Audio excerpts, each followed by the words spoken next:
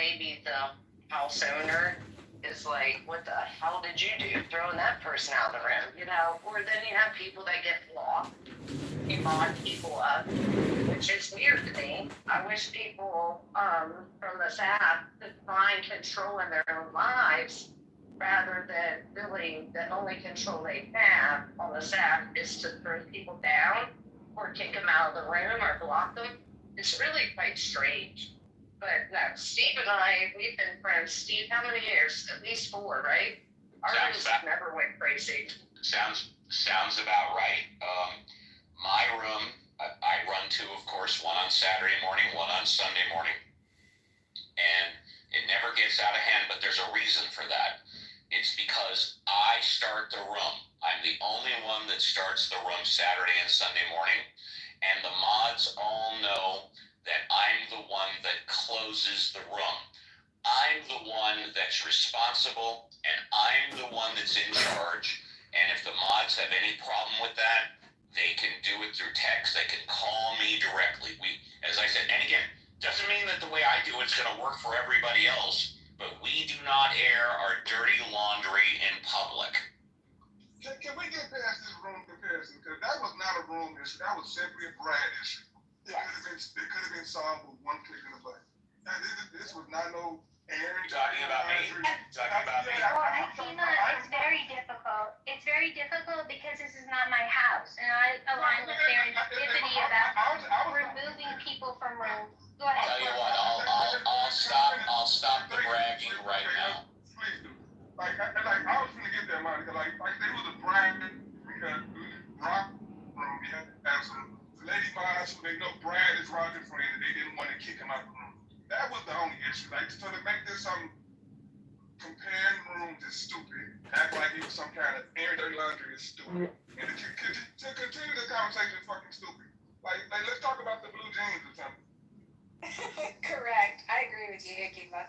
The thing of it is, there are lots of different moderation styles, and a lot of them work good for different reasons.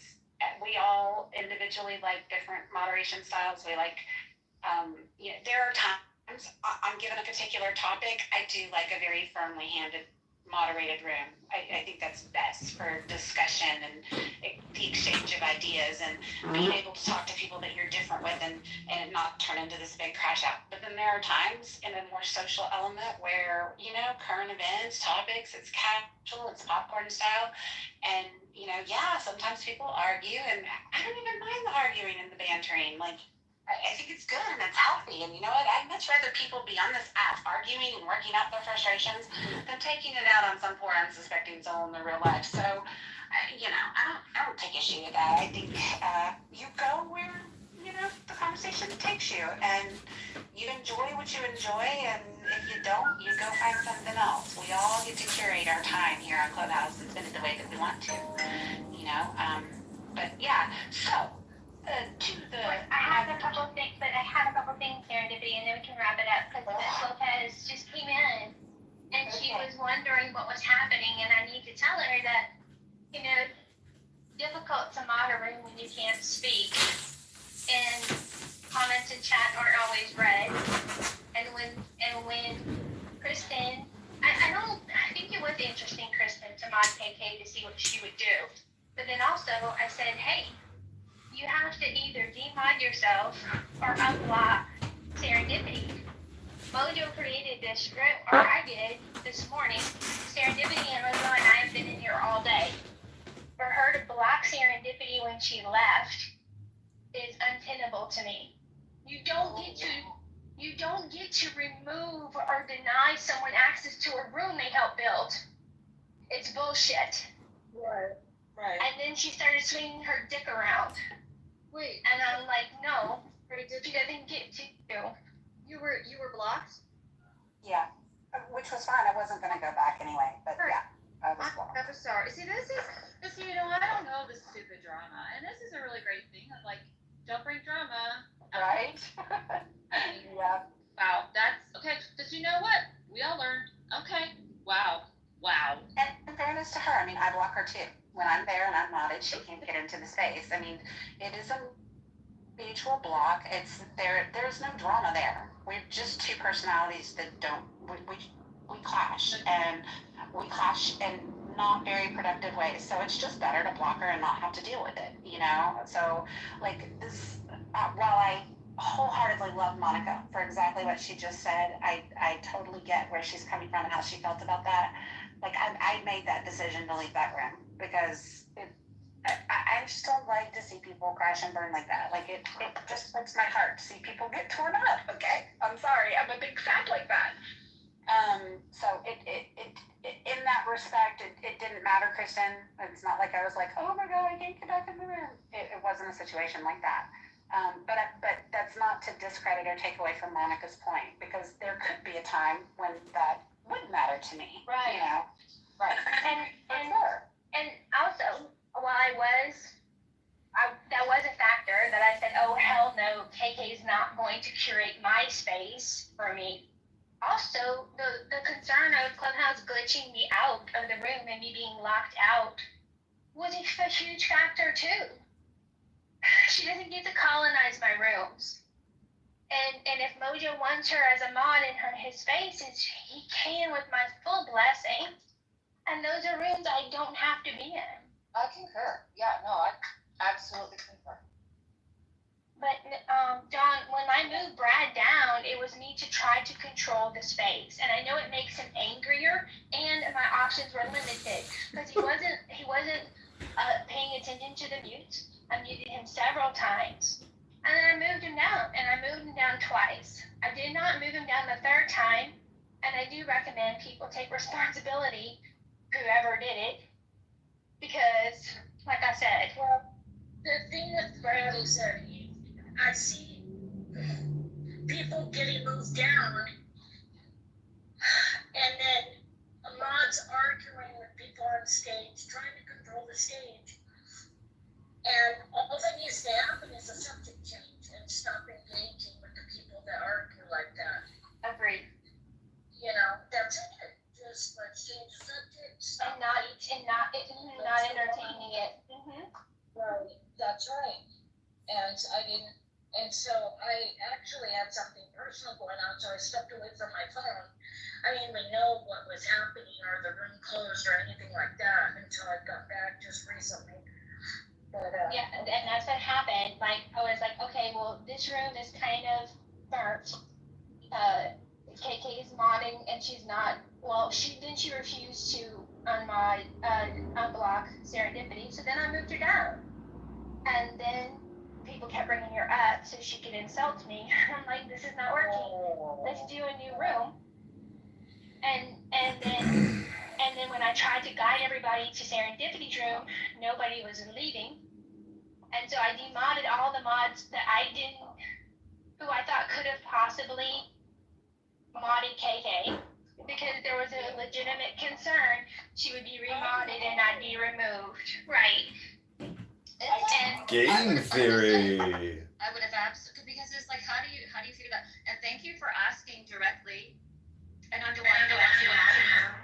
So I really appreciate She that. was pregnant. I'm actually And she called her I'm actually glad you did that very experiment, derogatory names because to her. it gave us Yeah, an but they opportunity said something that about, when she is she needs to empowered, go on a diet when she's 9 months not graceful pregnant. with it. She's She her wouldn't allow and some trans woman.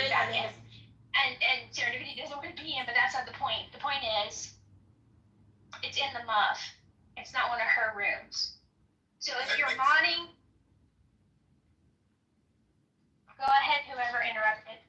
No, I'm not about that. I just want to know why y'all black nationalists like that. Because Brad has value. Brad comes with some knowledge. So when he's on his thing, he comes out and talks to you. Like now, and that's my hand. She's a black nationalist. Y'all should have never let me attack again like this. I agree, Akima. I agree. There's many mistakes made.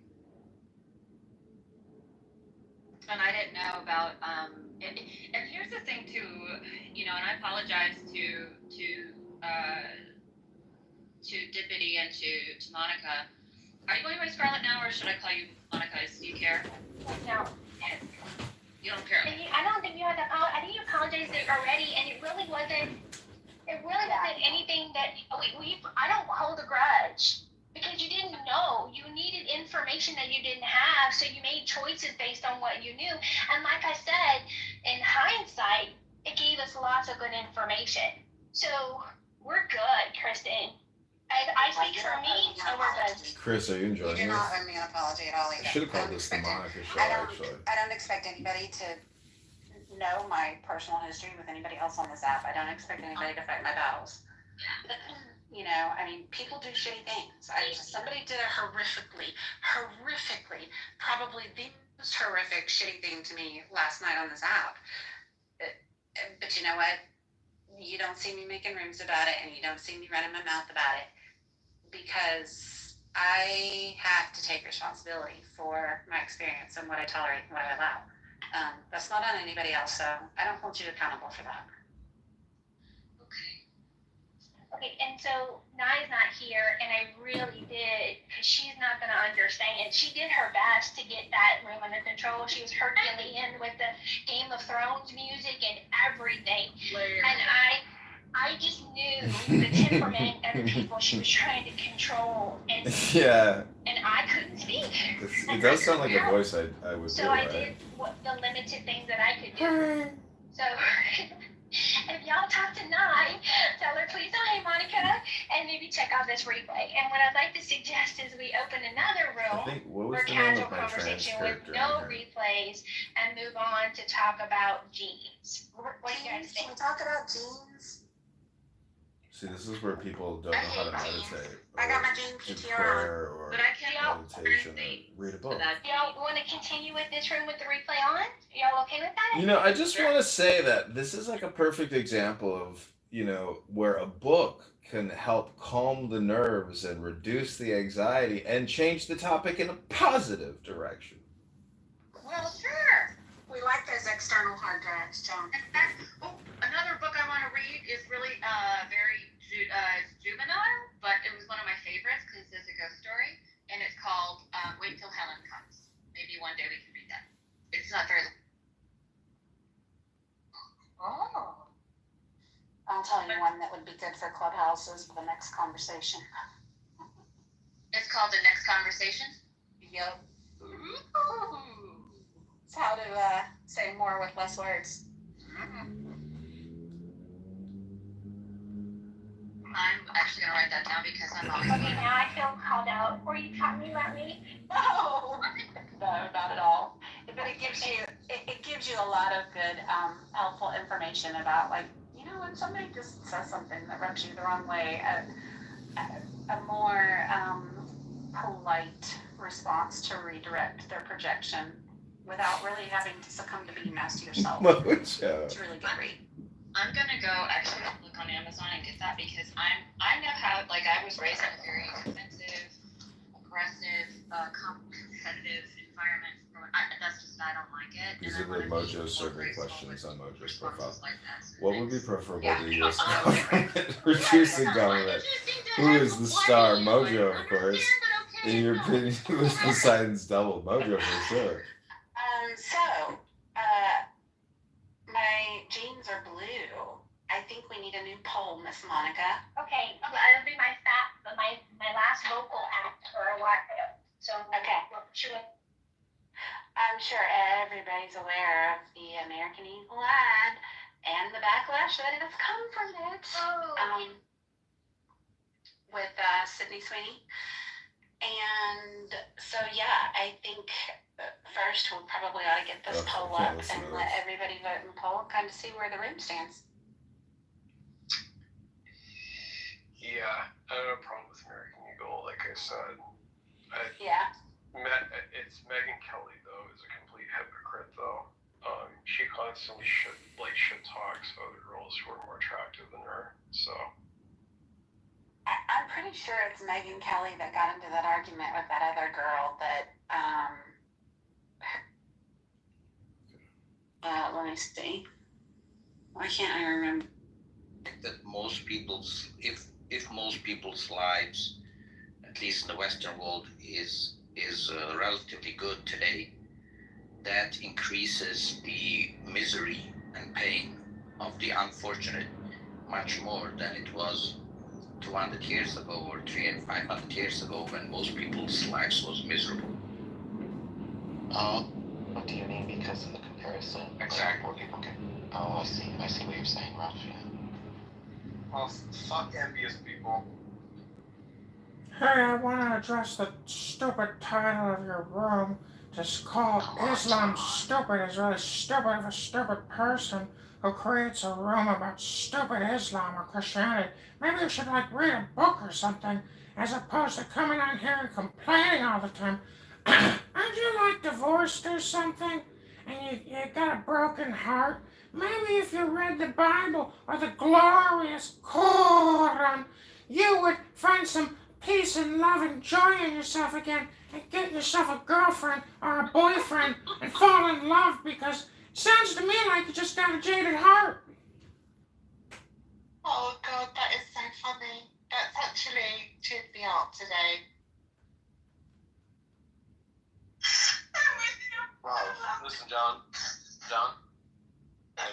Yeah, what is it, silly stupid man? Stupid orange-haired, ugly boy. What are you gonna do about it? You're gonna kick me from the room because you got an anger management problem too? I have a particular set of skills.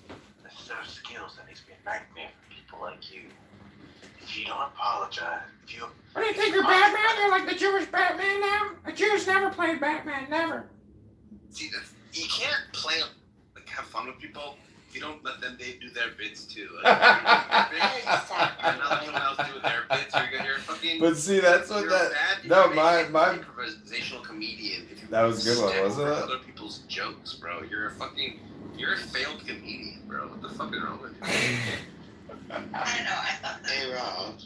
That I'm was sorry. I gotta clip all I was that. like, shit, no, I unfortunately have to go to an appointment. I was like, I don't know, stick on the humor. I don't know. I think spaces like sometimes get really serious, and it's a lot of just like opinion. But Yeah, that was I good. mean, I think also having some humor is kind of like quality of life. I mean, you can have really serious conversations, but it's all kind of opinion, and it's all just kind of.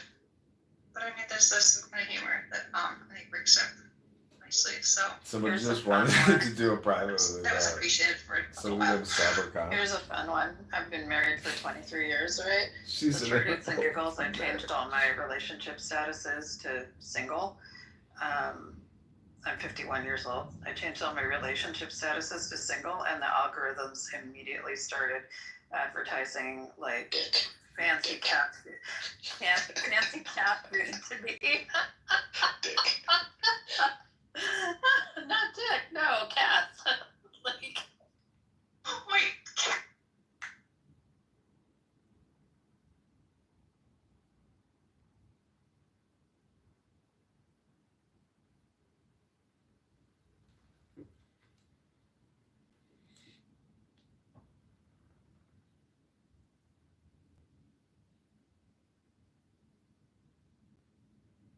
I posted the wrong link, Kristen. That's not the one.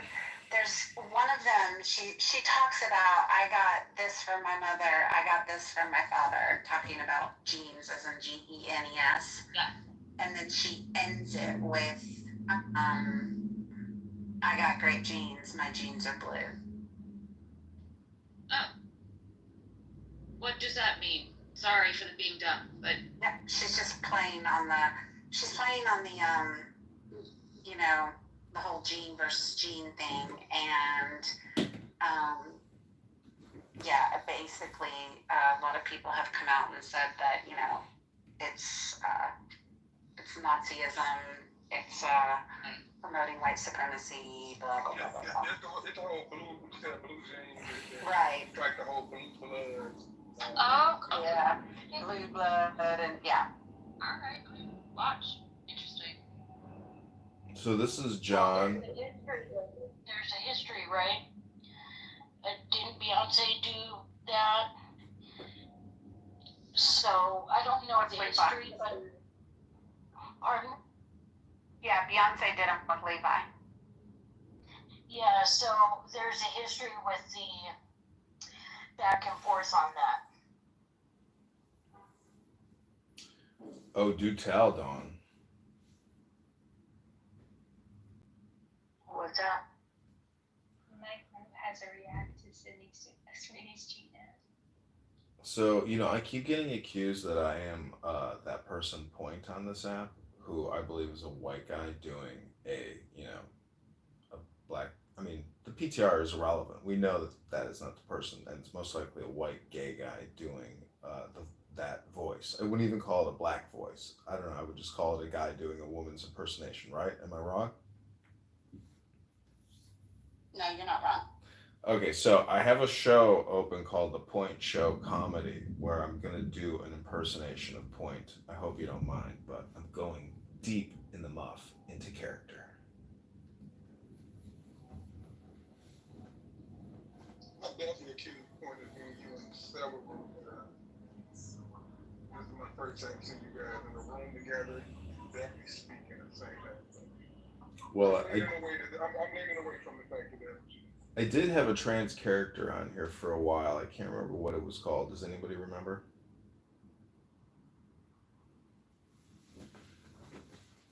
I don't. I was one of those that blocked you on site. Oh my God, did you really? I told Roger out of the 299 people I had blocked, John was 297 of them. I mean, oh, it's terrible. How dare You wanna know why I started blocking him though? He really ticked me off. He came into a Monica, Serendipity, and Anne room, and when we realized it was him on his Edmund account, he got booted. And I don't even know who booted him at that point because I really wasn't on the boot Edmund on site bandwagon. But then he came back in with another one of his accounts, pretending to be a black boy. And it's my three favorite white women. He carried on a conversation with us for like 15 minutes before somebody else came in and said, "Y'all know you're talking to Edmund, right?" No way. I was so bad at it. I was like, oh, screw him. Wait, you're claiming I played a black boy? You did. You totally did. I'd have to hear that recording. That's why I started blocking you. See, I think people may project a lot of other people onto me and not even know they're doing it. No, it was definitely you. Because when you got called out on it, you lost your character voice. Well, I'd have to hear that recording because it's not often that I. Oh, well, maybe I have. I guess I have. But, I'd have to hear it because to claim. Oh, it's my three favorite white ladies. Blah, blah, blah. Oh, I don't know about that. I'd have to hear the supposed recording. John, Yeah, people, huh? I mean, well, Monica is known as our favorite Canadian who wants to make America great again.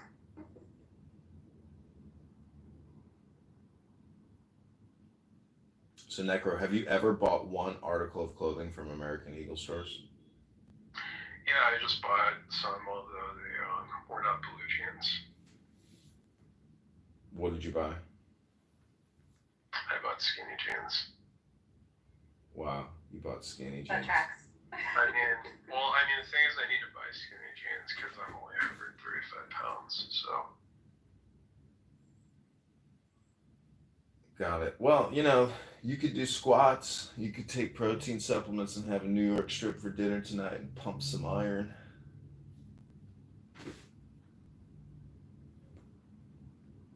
You know what? Maybe we can do this too. Since you did the whole reading room, we can do a walking room where for 1 hour we can all do talking and maybe not. It could be a room from in the bus. It could be whatever. But we could do a walking room where it's like, let's feed Necro, yeah. Some protein shakes, and we'll walk for an hour, and we'll all do it together. I need that too. I say that because I need it too. You can say no. I've lost my 6-pack. I used to be so skinny that, I pretty much was all just, pretty much bones, so. The egregore mind. That's not good. That's not healthy. The egregore mind. Let's get you some Interdimensional dopamine Well, this is mind. why I don't talk very much. A long time Free ago, from my the theory was, gravity this app gulag. said, I figured if I was going to be spending this much time on Clubhouse, I Really could funny, only be Chris. spending this much time on Clubhouse if I was doing something else. So I try to stay busy. Well, see, when I'm here, I am most of the time I'm really engaged because I am live streaming myself, so I think it gives me a different experience, maybe a higher dopamine experience. Plus, I smoke cannabis, generally, and drink coffee in the morning. But all I'm trying to say is, let it go, let your thoughts go, because it's very hard to purge your memory, and you never really can. So the whole thing is, if you do want to purge your memory, you have to create new experiences and new educational moments. In my opinion, I think reading a book is meditation. So if like you are emotionally discombobulated, from a previous room, just imagine the previous speaker's emotional discombobulation, because when you self roast and you're really nasty and aggressive, it doesn't make you feel good because you're using very negative words and terminology. So I would say have more friendship, have more kindness, because people who are really angry and do road rage, uh, there is no way that they could be sitting well with themselves. It's so I would just say, amplify the love to extinguish the pain. I wish I could smoke pot. That's not fair. I want to smoke pot. Yeah, there's a lot of people who could benefit from it, but unfortunately, they have these things called jobs, and a lot of their jobs dictate that they cannot consume a vegetable plant, which in many ways I understand, because knowing them, they should be 100% sober doing that job. Well, I think it's also, for me, it's just a good discipline. I don't need a crutch to take, freaking good care of myself. I just need to take care of myself. Yeah, health, wealth, love. I put it in that priority strand, because Well, it's fun, but yeah. it's hard to maintain your health. It requires work. It's another job. Monica, to your comment about who knew the word hun would trigger so thoroughly, it can be condescending sometimes. Oh, it totally is. I agree. Yeah. People can, particularly somebody my age, just looking at me and going, hun, I once no, told my teacher. I'm not your honey. I once told my teacher, my name is Doctor, not Honey. Shit. Well, I think that this was a great example of the conflict that it was an excellent, it was an incredible example that I can never really articulate very well. Like how I grew up in a Midwestern household, but then went to school in a southern. So if they're resisting for their own land or property or whatever, then it turns into a war. It's not a war. They want their shit back. Just like you live in America, you probably want your shit back. If somebody was to come in, pull up, and say, "Oh no, we have a UN partition plan, or we have this. God promised us this land from 3,000 years ago. Give it up," and they force you, and you try to get help from cops or whatever, and cops are in bed with these people, these criminals that are trying to take away property, and they even file the cases. There's the cases that they have filed in the court, to try to get their land back or whatever. A lot of the people, and I came across quite a few Palestinians on Twitter space, on here, and even in my real life, they have keys, deeds, and whatever paperwork to their properties. So I don't think I don't think we can call that a war. They just were resisting. And then the Arab army, they wanted to help them, trying to get their land back. I guess you could call it an invasion if you wanted. Because they didn't have any land in the first place, and they invaded the existing people there to take the space, right? So I could see that being an invasion rather than a war, or an invasion that amounted to a one-sided war. I'm not convinced, though, that there's any basis to take Israel's borders from them as they stand today, but I'm not supportive of them expanding their borders. And do you agree with the Nakba? What would I have to agree to the Nakba? Like, what do you mean? Like when you say you agree with it? You said that the borders, you don't want them to expand anymore. Oh, yeah. You think that they shouldn't go I agree with what they did in the first place, is what you're saying. Not from a Zionist principle, no. No, I see what you're saying. But that I would consider people that agree with that portion of it are textbook Zionists. I would say that's what Zionism kind of is the people that think that was completely appropriate. I'm not saying I'm that. I'm saying that in light of the fact that they exist already, I don't think it's appropriate to be taking it from them, but that doesn't mean that they should be supported in expanding it as well. They should not. So I guess what I'm saying, and they should lay off the Palestinians when it comes to the West Bank and the incursions on the West Bank, things like that. Should they give back land? Should they minimize, reduce their borders? No, other than turning over anything that they kind of encroached on the West Bank and stuff based on, in the last 40 or 50 years, maybe, yes, but I don't think they should be giving back the proper borders that exist beyond the Golan Heights and the West Bank and Gaza as they stood, after all that happened, I guess. But there's still people alive that remember it before that, right? So. Sure. Yeah, but the world's full of conquered people, right? Like that's where it's no different than any other part of history. I'm an American, right?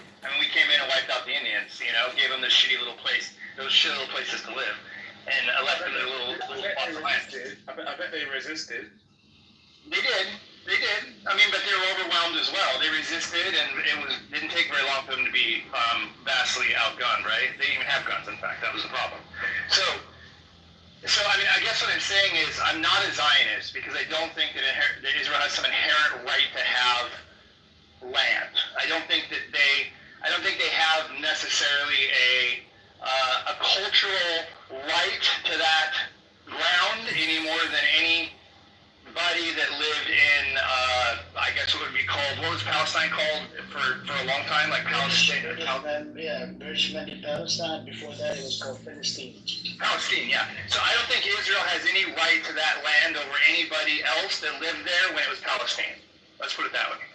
My question is, right, if they want to live in peace, do you feel like Israel will have to give a goodwill gesture? It's about, what is it, about 8? I think they should be forced. There's no way of forcing them unless countries go to war. Well, that's what I'm saying. Yeah, from a world perspective, I'm not saying it's going to happen. I'm saying that, So my question is, so do you feel like they're obviously responsible for, well, they are responsible for most of the stuff, in my opinion, but... They're not, I think it's going too far to say the way that October 7th went down was acceptable. I'm not saying it shouldn't be expected. I was going to ask you about that, right? Let me ask you this question, right? So, October 7th, you put October 7th on one side, and then you put the 70 years of the way that the Israelis have treated the Palestinians. Do you really think that October 7th outweighs the evil that Israel have done to the Palestinians? Oh, no, I don't think it outweighs it, no. I think that why is it like I think the Palestinians, I think Gaza should have been expected to face some incredibly awful consequences of October 7th. But that doesn't mean that it somehow is worse than... You can say the same for Israel. Israel should have been expecting the October 7th. Right.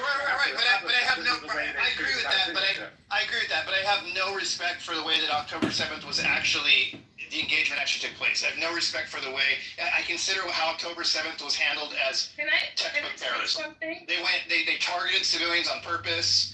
They tortured for reasons of fear. So if they would have handled it more professionally from a war perspective, they're asking me questions, so I'm answering them. I've been answering questions for a while. Wednesday, hang on, let him finish, and then you can speak. So I don't agree with the way that October 7th occurred. I don't agree with what they decided to do for October 7th. If they would have engaged in some kind of official, if they would have targeted military assets or something, then I wouldn't think that way. But they didn't. They targeted civilians on purpose, which is straight up terrorism. Can you argue that Israel targets civilians? I guess, but I can't.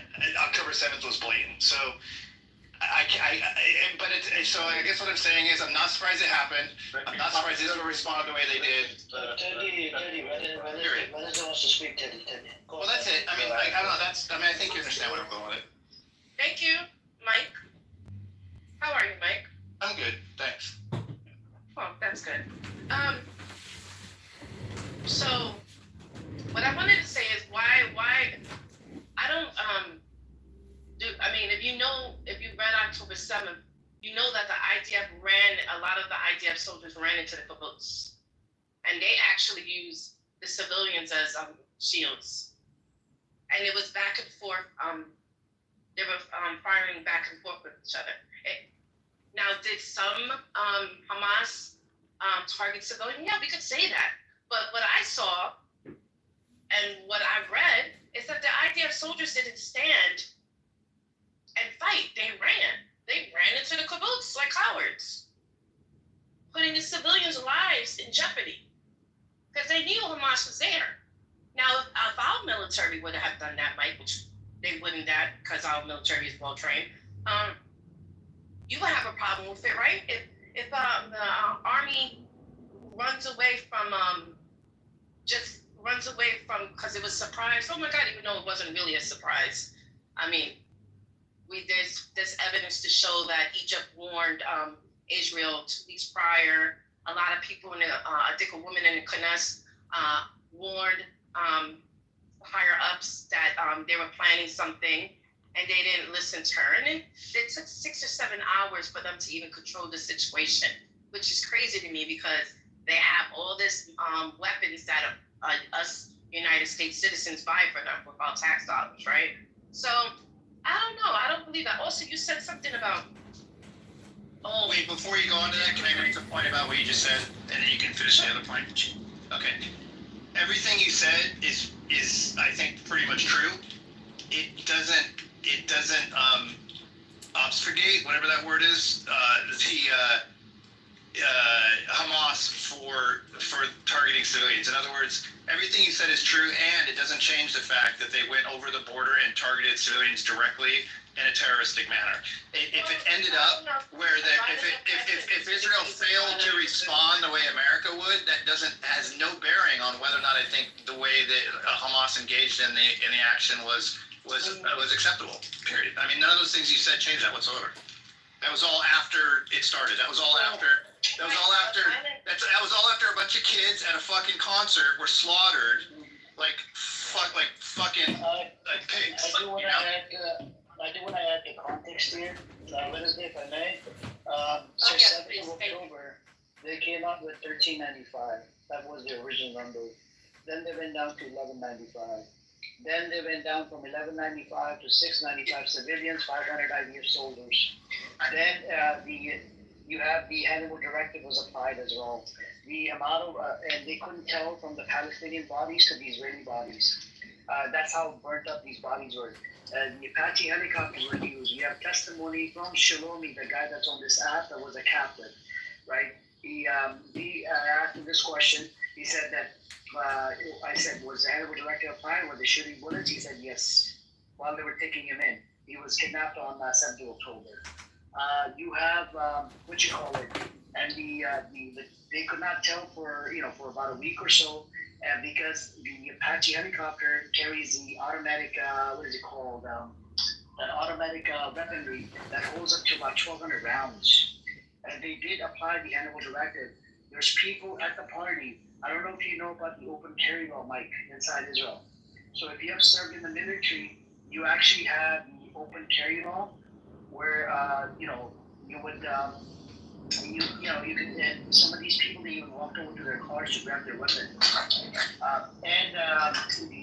else was it? Oh yeah, 10 days prior to the attack, Egypt warned Netanyahu that there's going to be an attack. Did you see? Listen, none of this fucking matters though. None of it changes a fucking word that I just said. It just does. You guys keep doing this. I don't care if it's 1,100 or 1,300. I don't care if they had access to weapons in the cars or not. I don't care. I saw it. I thought it was filmed. I saw it with my own fucking eyes. I watched The Last Dance. If you haven't seen it, go watch it. Okay, Okay? Now, I'm not saying you have to become an Israeli sympathizer. Hang on.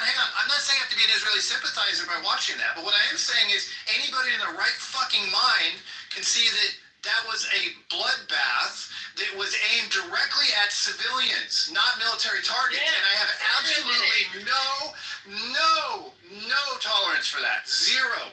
I think that there needs to be civilization in the world, and I think countries need to act in non-terroristic manners. We can argue about whether or not Israel is acting in terrorism. We can do that. We can do whataboutism all day long. It doesn't change October 7th and how it went down and what they did and how they did it, and the fact that they're now suffering horrible consequences because they decided to target civilians as a bunch of fucking terrorists in a disgusting manner. You can, I don't see why you have to justify that in order to also think what you guys think. Stop justifying it. It's disgusting. Hang on a second, please, hang on. So, who do we blame for the Hannibal directive? That they killed their own people and the hostage? Who do we what? Sorry, what'd you say? You do know Hannibal directive was applied, right? On 7th October? I don't know what that means. What does that mean? Okay. Hannibal directive, the first time it was applied in 1986. And then the Hannibal, they didn't share it with the public. And then suddenly, in 2005, according to Haaretz, this reservist, he wanted to serve in the IDF. And, he found out about Hannibal directive. Hannibal directive is killed your own and kill the person at the... Yeah, I'm not buying that. I mean, if you want to show me some kind of evidence, that's fine. I'm just saying they couldn't identify the bodies because they were deeply... Because they were burned badly by Apaches does not mean I'm not buying it. Yoav Galan, the defense minister said it. It was applied.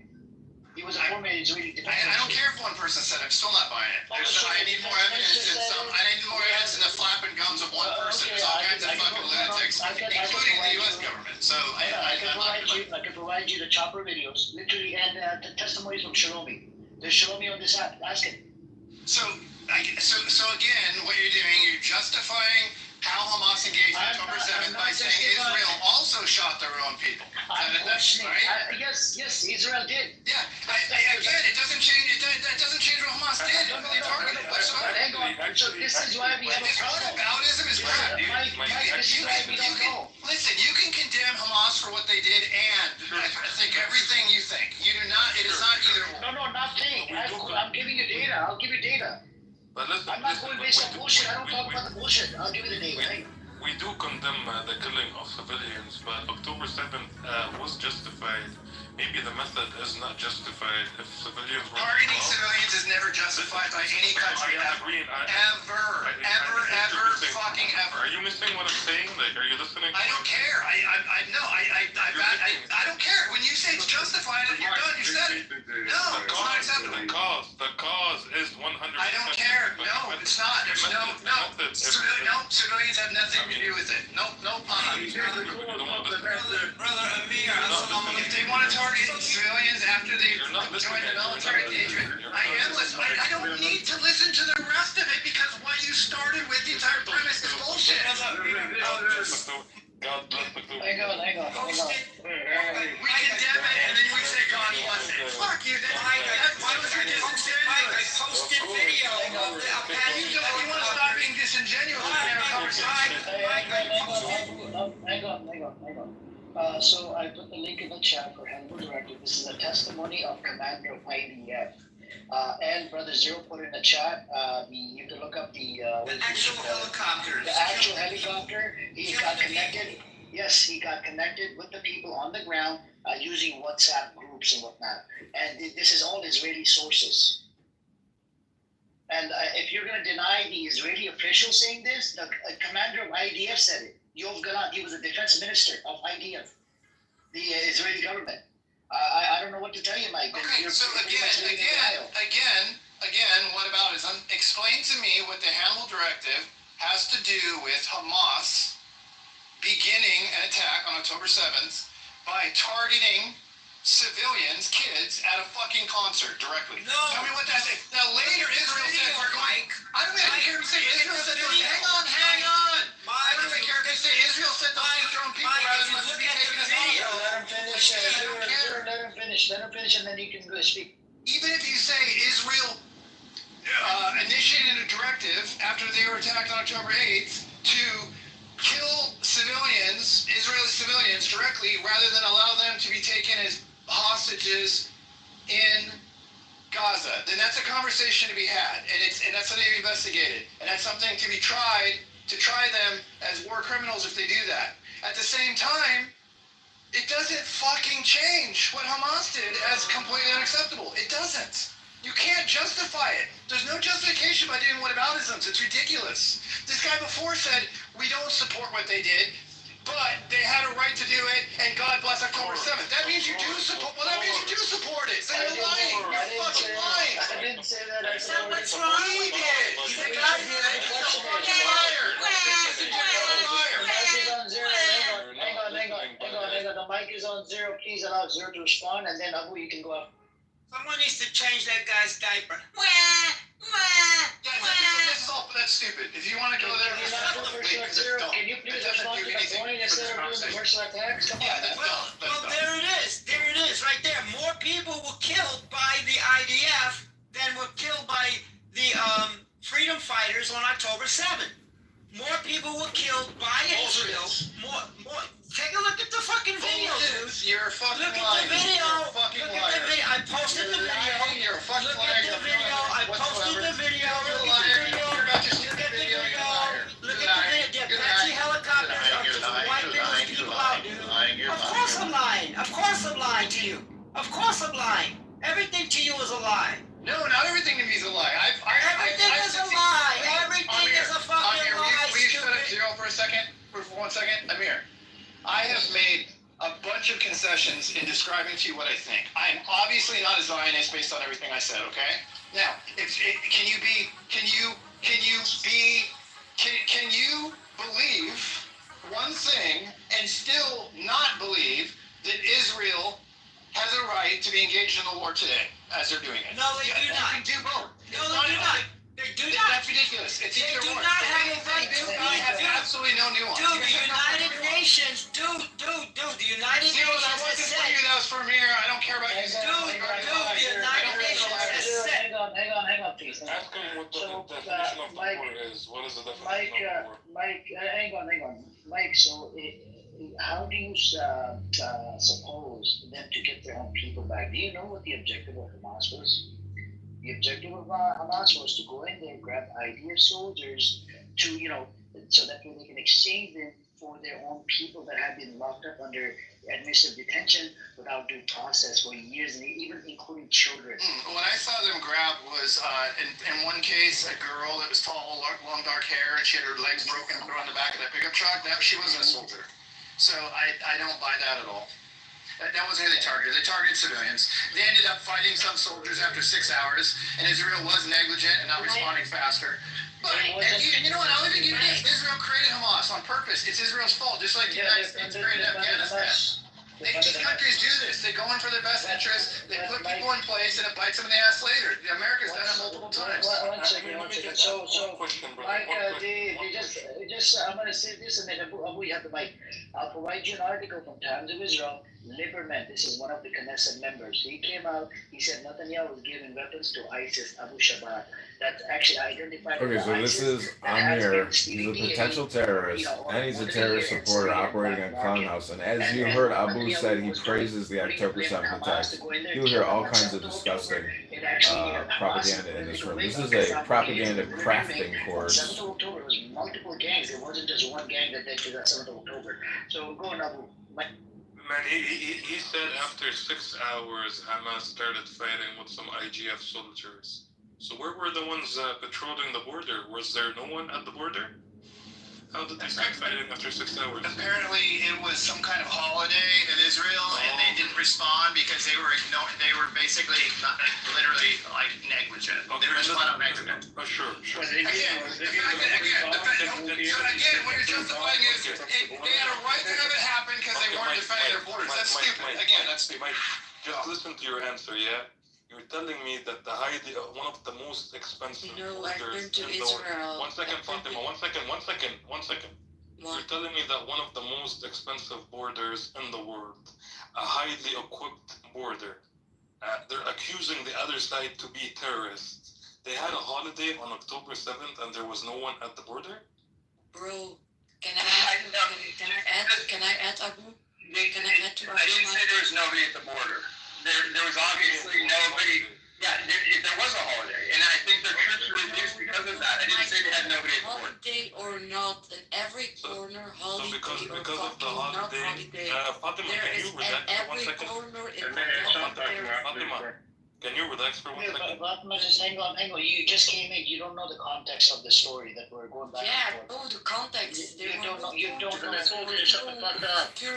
Fatima, hang on. So recently, there's a testimony from an IDF commander, IDF soldier. I even played it in front of Amos. Amos is Israeli, kibbutz. The IDF says on TV, he says, we were told not to show up for work on 7th of October at the Gaza checkpoints. I'll provide you that video as well. I came across it a couple of days ago. I was in a shock and this was all self-inflicted 7th of October attack. It had nothing to do with Hamas. It was all Netanyahu.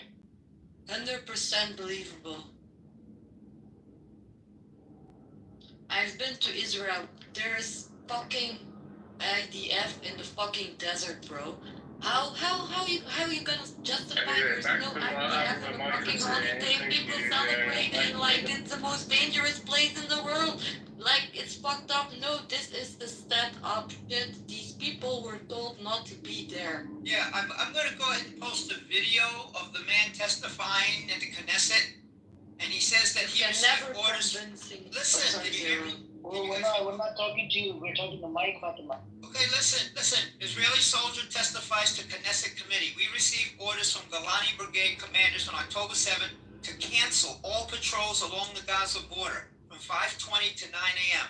So I'm going to go ahead and post it where he talks about how he was ordered to not patrol. And this is the guy that says that one of the excuses was that there was a sniper. He says, yeah, but I was there. If there were a sniper, I would have seen it. So this is a guy testifying to the Knesset that he was ordered by the Golani Brigade to stand down and do not patrol between 5:30 and 9 a.m. on October 7th. And you can watch the video. Amir, I'll find this file, right? It's like some lawyers in the UK, they've documented and put in an Excel spreadsheet of every single thing that the Israeli government's officials have said, the soldiers have said, everything, and it's got all the evidence for it. I'll find it, I'll send it to you. Okay, thank you, brother. Thank you. Send it to Mike. Mike, would you be able to, would you be okay reading the file that was compiled by the UK officials, the lawyers and whatnot, what they have said and what they have done in relation to 7th of October?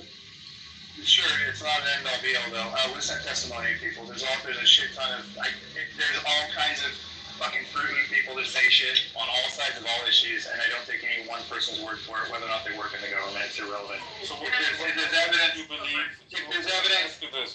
there's evidence of more people agreeing to that, and then there's some circumstantial and some physical evidence otherwise, but one person saying something is not going to change my mind, no. It never would on any side of any issue. There's so many fucking fruitcake bullshit people, even people in the government. It's kind of like if one person in the Israeli government said, we're trying to genocide the Gazans. I wouldn't say the entire government is the agenda is genocide. I get that you believe that. I know. I use this example, and I know you believe that. No, I mean, you're pretty transparent. It's not too hard to figure out what you think. What up, Scotty boy? Hold on. If it wasn't the genocide case, ICC would not have issued the arrest warrant for Netanyahu. ICC goes based on data and facts. ICJ, they played clips as well. Did you see the ICJ trial? What the amount of crimes that they have committed, the army? So they have to base it off videos and the evidence that they have, we have. You see what I'm saying? We have to base our opinion on the evidence that we have. How the hell are you gonna come up here and like IDF commander, a chief defense minister of Israel is saying that no water, no food, the intention is right there. He said it. Hannibal directive was applied, and it's part of the idea of military. Kill everybody that's taking your own. Kill that person and kill your own. That's called Hannibal directive. I want you to go look it up. Do your research. It's a lot of evidence out there that shows the Hannibal directive was applied on 7th of October. Well, there's way more people. There's a few people in this room that it's impossible to change anything about what they think, and I'm not one of them. Okay. So the rest of you are like, it's like because you're disingenuous and you're not open-minded enough to explore things that are not just blatant fucking propaganda. And I'm over it, dude. You guys are intolerable. It's an intolerable group of closed-minded, stupid people. It's an intolerable group of stupid, closed-minded people. And there was even Like, extra first, idea you don't want to to accept any. Bro, you drive me nuts, to be honest with you, Fatima. So first, you don't want to accept anything coming out of like any high-ranking official or whatever government. I didn't say that. Like, in other words, you did say that, and now you're saying you don't want to believe us because it's all propaganda. So where do you? In other words, I didn't say that. You adding in other words doesn't mean I said it. Sure. So where do you get your information from? Evidence. More than one person. Evidence. Not hearsay. All kinds of evidence. There's tons of evidence on all kinds of. There's a lot of evidence. Multiple sources, multiple articles, multiple sources, Reuters, Associated Press, CNN,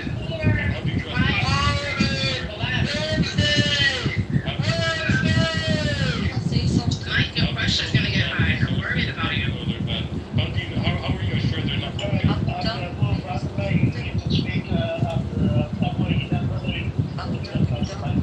He's a shy Zionist.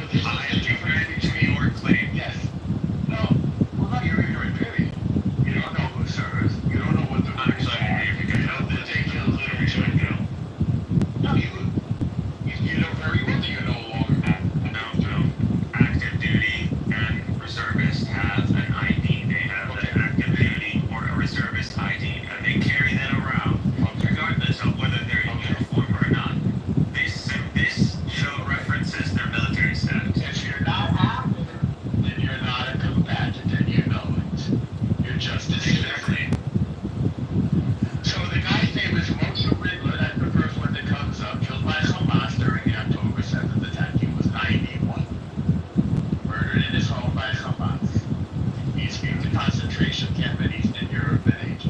Yeah, was he murdered in his home as in shot and you haven't, or was it the Israelis when the Hamas took over the kibbutzes and Israel started bombing the kibbutzes with tank rounds, with heat rounds?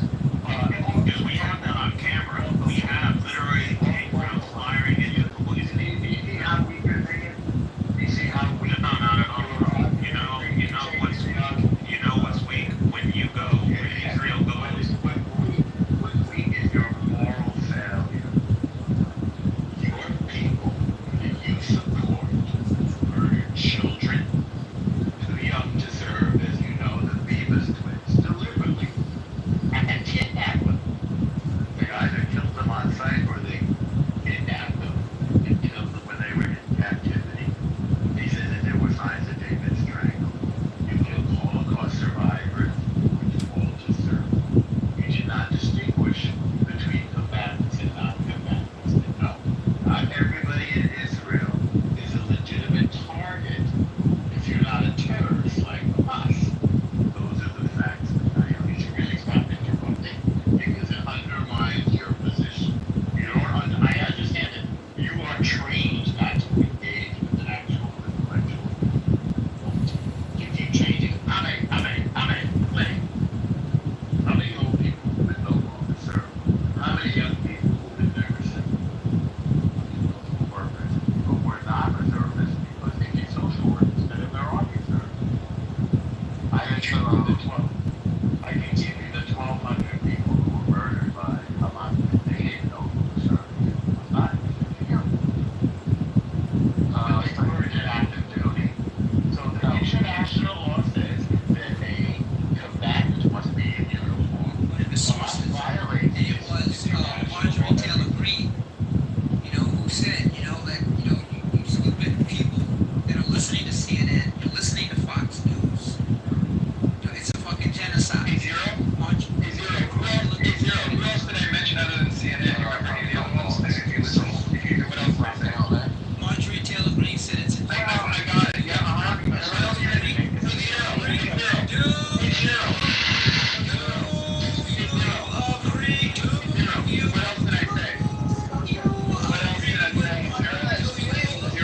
It's a volume contest. I'm not making a volume contest. I asked a question. Do you agree with Marjorie Taylor? What else do I listen to? Do you agree? Where else do I get my information? General, what else did he say? What else did he say about I asked my question first, Zero. Then I'll answer your question about Robert MGTV. I asked my question first. What else do I listen to? Where else do I get my information? Do you agree with Marjorie Taylor Greene? I'll answer that question at the end of my question was first. My question was first. Why are you listening to CNN? I asked you a question. Saying that. You're straight out lying, and they're trying to trash your thing, and 100% it's not true. This is what they do. I just went in there and The point is that Marjorie Taylor Greene said that you people that are listening to that book. I heard you. I heard it. Go ahead, let somebody was speaking, but yeah, go ahead.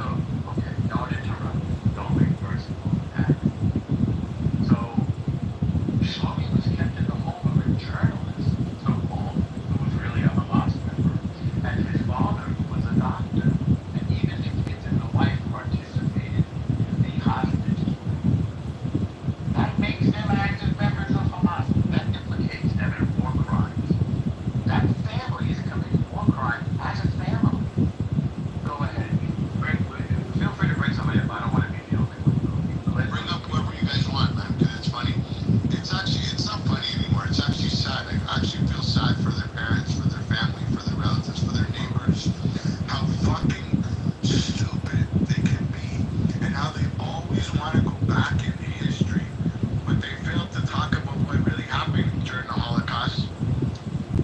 Jews didn't have captives. They want to be Jews.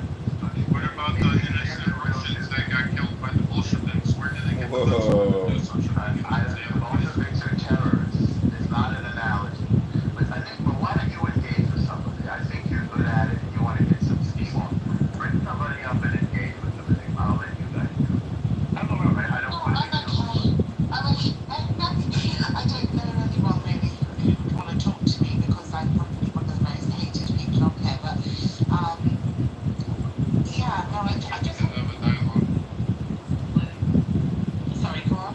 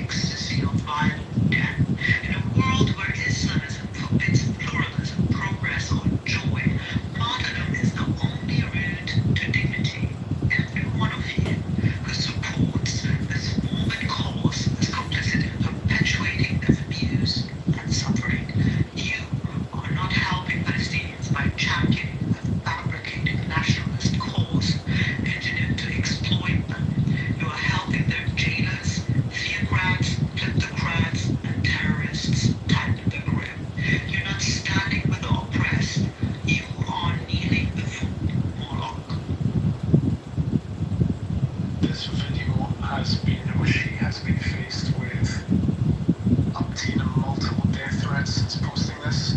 She's an Arab woman from the Middle East. I will not mention her name.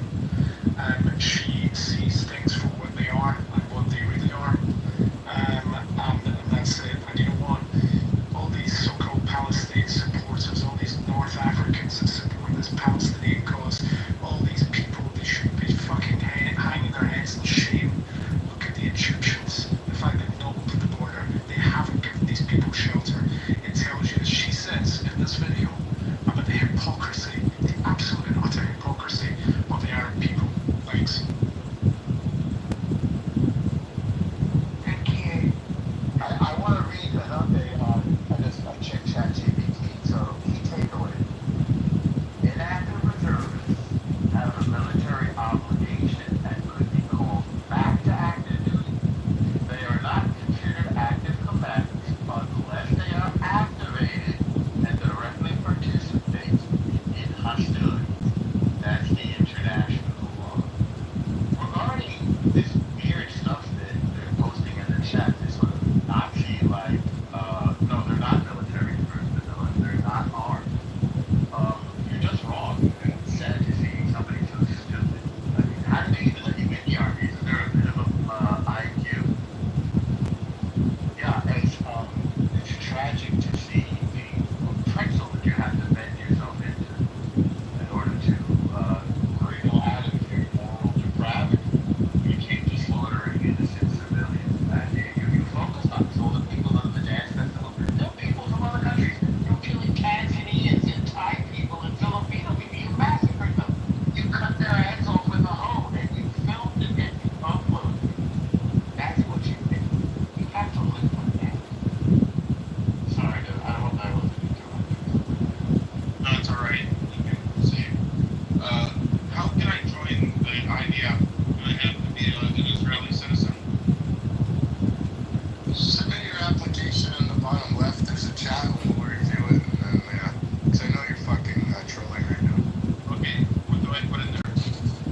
You have weight, name, strength. I'm telling you now, you need to go to the website. It's called www.imaschmuck.com. Your name there, and we'll review your application.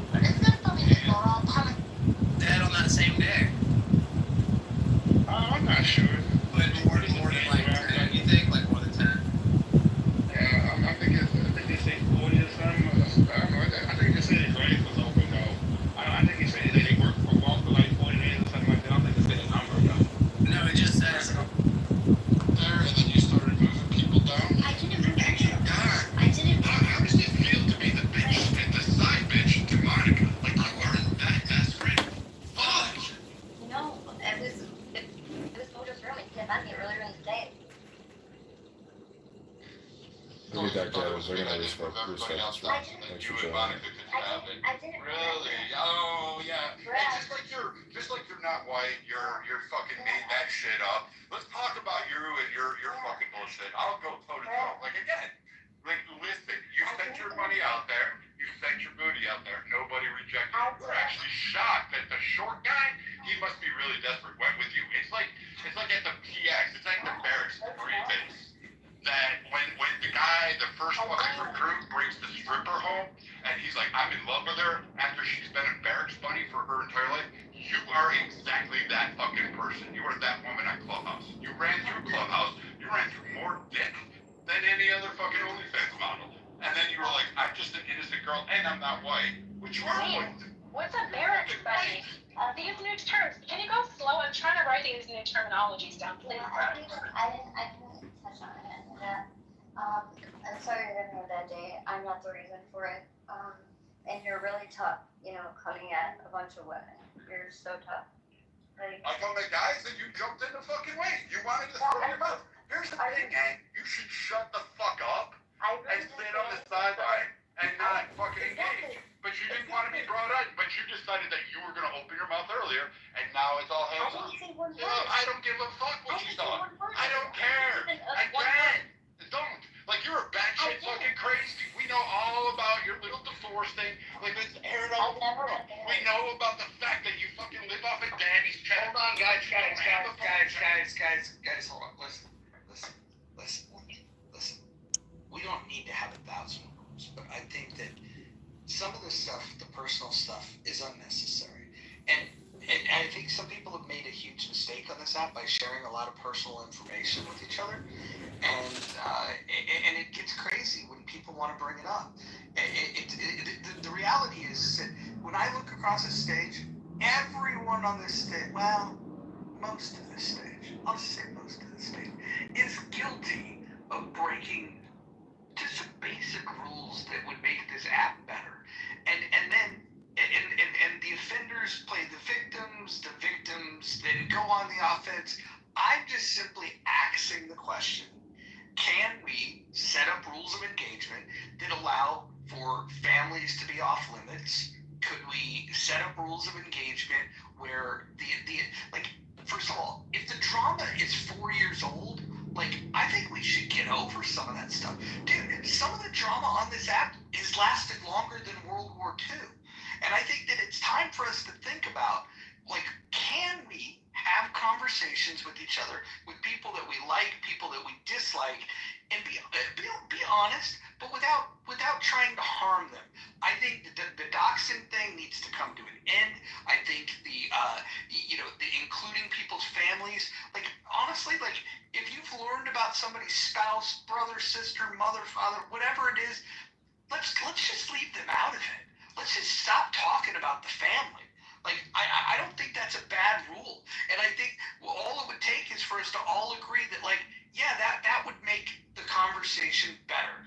And that also needs to process the fact that, well, some of these people have already done this, and maybe I need my pound of flesh. The way that forgiveness works, and you don't have to completely forgive, you just have to simply say, okay, from this moment forward, I'm going to vow to do better. And again, I would be lying if I said I didn't find the drama intriguing.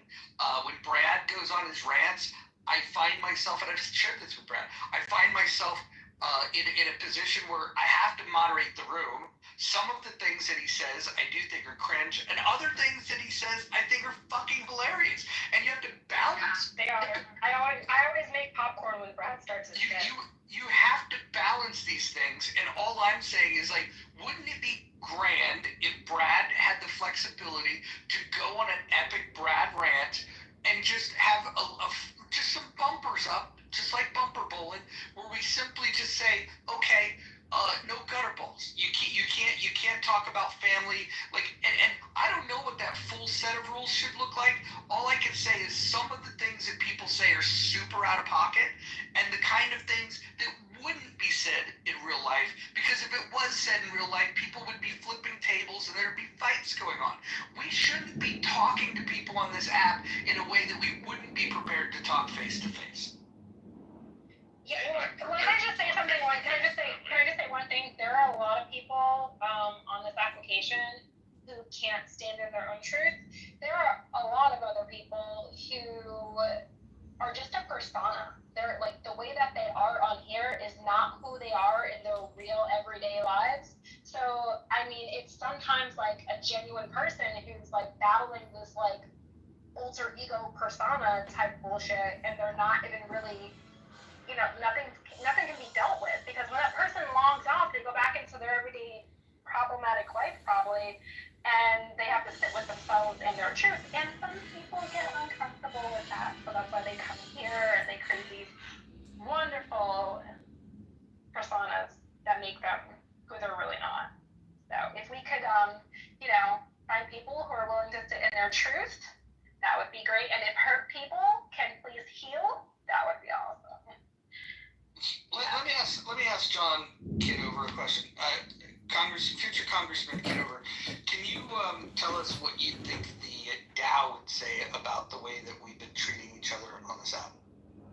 Yeah, I would just say stop thinking, end your problems. The more you think, the more you speak, the further from the truth you're going to get. So, this isn't like a meditation course. I think, this is entertainment, and people come here for dopamine creation and stirring the pot, and the listeners also partake in that. But when people start crying, see, I believe this is a roast house. It's a roast show. It's a barbecue party, and The problem with slinging insults at scale is, in retrospect, if you listen to that recording, you would say, I'm also roasting myself because I'm making myself, into something I would probably not want to be, which could be like a Jekyll Hyde, Mr. Jekyll, Mr. Hyde kind of thing, where it's better to remain the doctor as opposed to becoming Frankenstein. That's all I'm saying. Hey, let's talk about standing in truth, guys. You know who it is. It's your good friend Diogenes, and Brad owes me $1,000. I would love for him to stand on that truth.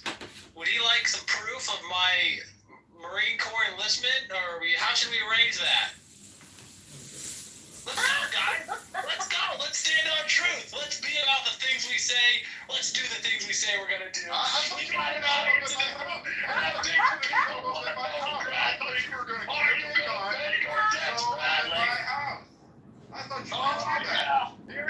were going to show up at my door when you got pushed back. Hold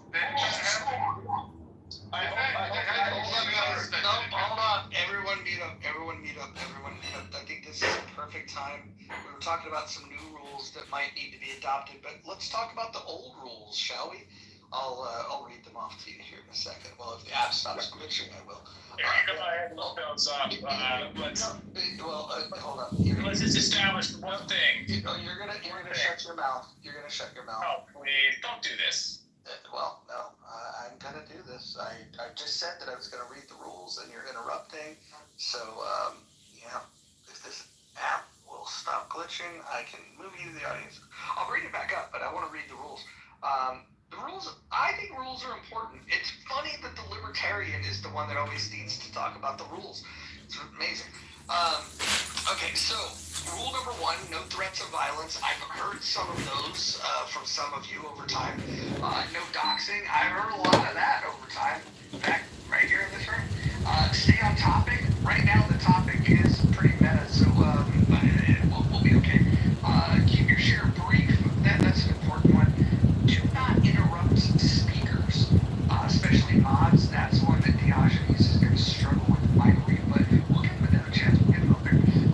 Mods may interject when appropriate. The N and K words are forbidden on stage and in chat. If anybody has a problem with that, they can discuss it privately with me. I have my reasons. Number 8,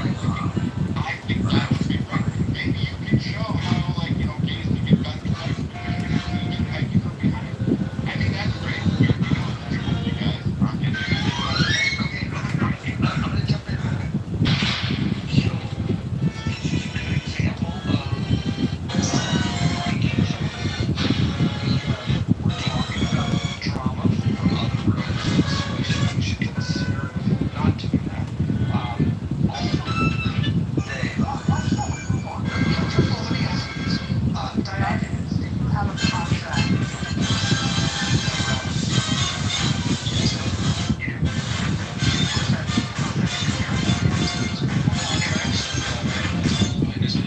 Contract. He has satisfied all of the requirements under multiple state and federal laws that constitute a contract.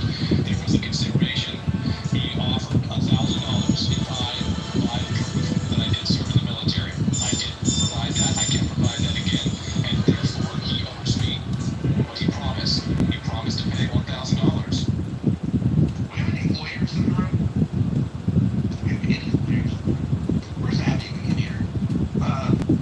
Look, I'm not a lawyer. I don't know what. All I can say is that, somebody that says like, "Hey, I bet the moon is made out of cheese," and then somebody, proves that the moon is made out of cheese.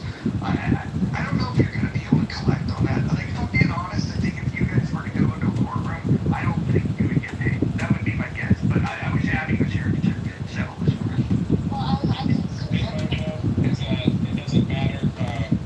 Ultimately, the question is not what will a court decide. The question is what will the public decide, and how is it that we're going to conduct ourselves? Are we going to platform and waste our time listening to people run their mouth? You heard just the verbal diarrhea there a moment ago. Brad will say anything and everything, and so you have to take that into consideration and understand that generally in our real lives we don't spend time with people who will say anything because we know that they're lying. Nothing that they think has any real value because they'll say anything. You don't know what they actually believe. You don't know what they'll actually stand for. The bottom line is a man should do what he says he's going to do. And he said he was going to pay $1,000. He was so certain. He was offered every single possible opportunity to back out. And many people can testify to that fact. He's been given multiple opportunities to simply admit, I was wrong. You proved it. I got it over my head. I don't want to pay you the money. But instead of doing that, he threatens violence. He makes insults, crass and unnecessary insults. And in the end of the day, he owes me the money. And I'm not going to let it go. I'll never let it go. Well, he wanted to run his mouth. And I've paid my debts. I asked anyone on the Hold on. Listen, the problem here in this room is that many of the people weren't present to know what's going on. You and Brad, maybe there's some witnesses here. It sounds like this Dino guy, who's a questionable character, is on your side. All I can say is that whatever that arrangement was, it didn't happen here. That is bringing drama from outside of this room into this room. That would be a violation of rule number 9.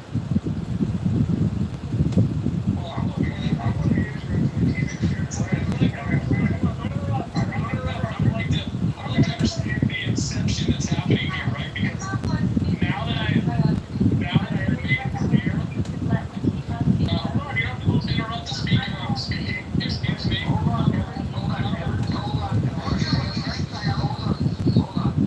I did address it, and then he missed it. And I need to post this as the 11th rule. Basically, everyone decides that it's their turn to speak once Akiva begins to speak. I don't know what this fucking phenomenon is all about. The only time he's ever uninterrupted and able to speak is when we did a reading room, which we'll be doing at Netherlands today. Reading from a book. John, can you tell them what the book that we're reading? Yeah, we're reading from the ancient Chinese classic, the Tao Te Ching by Lao Tzu, which means the Great Way or the Book of Changes. It's a psychological thriller on wisdom, politics, governance. You're gonna love it. I hope you'll join us in the mouth. There we go. All right, nice shout out for our book reading.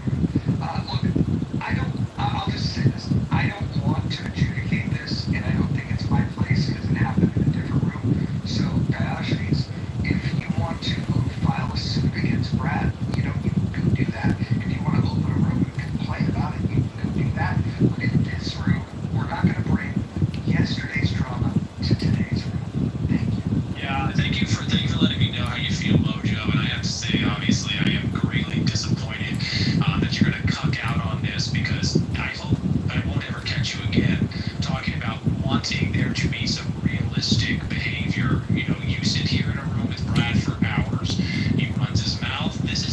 yesterday's business. This is today's business. A man who says he's going to do a thing and doesn't do it. Very poor vanity.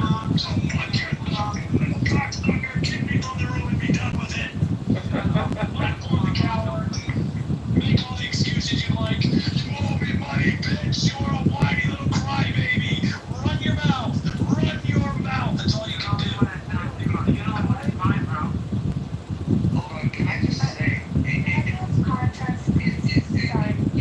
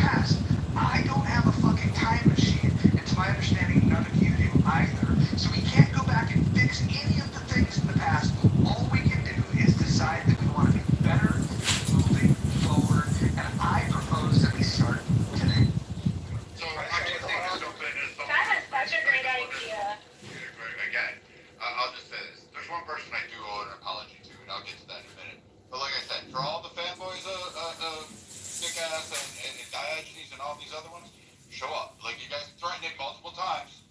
Show up and see. But I think you guys, after 3 years, have proven you're cowards.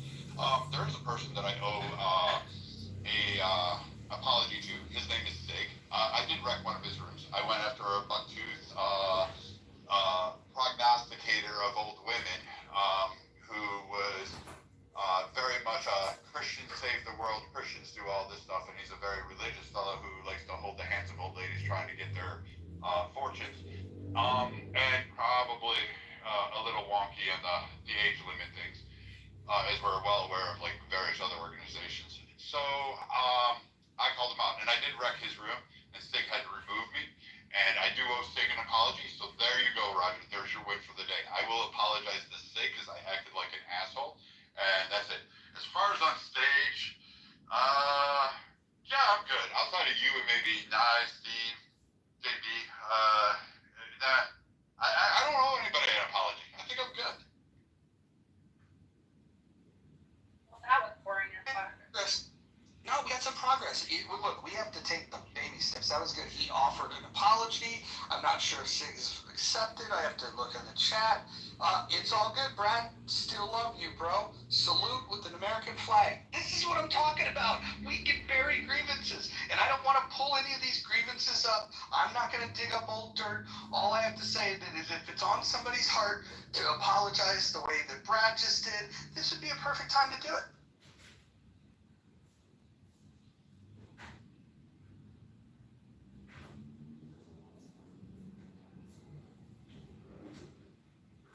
Nobody, huh? Alright, okay, go back to killing each other. Thank you. I appreciate it.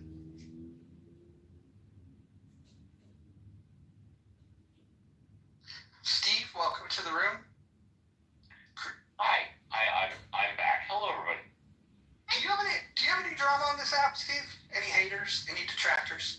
Yes, I do have haters and detractors, but they're generally speaking 95%. There are other rooms that I go into. Occasionally, they come into my rooms on the weekend, but when they do, they're very respectful because I'm known as running my rooms with an iron fist. I never put a restriction on content, but when it comes to timelines and people speaking over each other, everybody knows I won't put up with that shit, and I'll clamp down on it within 5 seconds so they don't get away with it. Well, there you go, ladies. If you want to get fisted, you can go to Steve's room. Oh, Jesus Christ. I just threw up. Steve, you may have to put like an anchor rope on you. I'm just gonna let you know. You're gonna need like, you're gonna need crampons. You're gonna need. I mean, some of these women, man, I'm telling you, it's like throwing a Mack truck down a hallway. It's huge. I was in here earlier about an hour ago after all the drama occurred, and I came in. I just asked if I could speak, and I said I had only been here for 5 minutes, and I simply asked the question, does Roger know what's going on? And then I spoke for about 5 minutes. I started to compare what was going on here to what happens in my room. I laid down a couple of facts in that one of the problems that I saw, because the issue of problems was brought up, is that the leaders in this house, in the MUF, don't always trust each other and don't always believe each other. And then I compared it to my mod squad on the weekends in that all of us have our cell phones. We don't air our dirty laundry in public, and we have a private text chat, not a clubhouse chat, but a text chat. And one person responded negatively. That person is here now. I won't say who it is. He or she can respond. And his response was... Can you give us a clue? Yes, that person is here on stage. Let me just verify.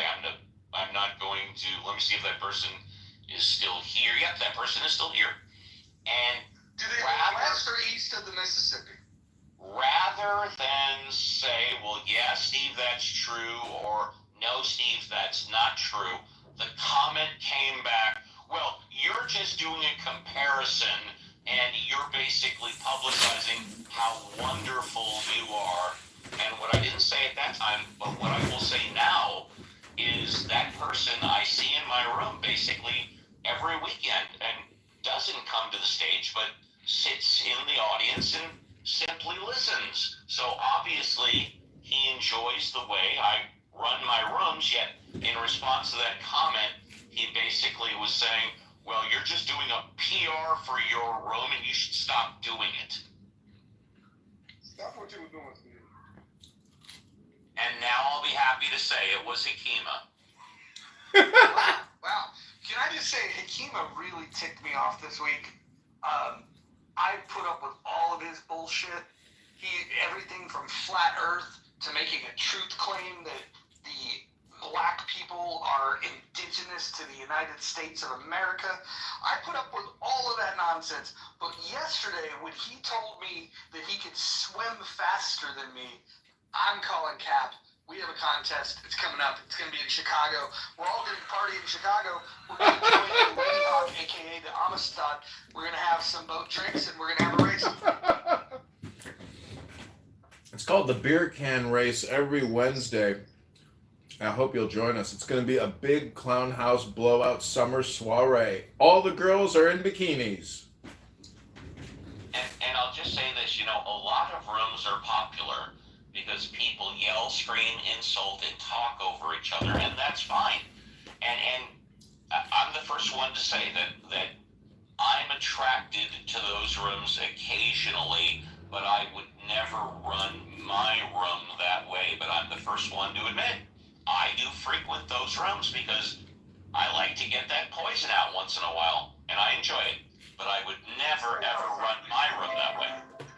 Like, what do me having been going to your room have to do with me calling you out about you trying to say that the leaders of this house don't get along and how great your mod squad is? Me going to your room, sitting there, have nothing to do with that claim that I made. So I don't know why you bring it up. It's kind of silly of you. But my statement. May I finish? Can you sure. The house? Thank you, sir.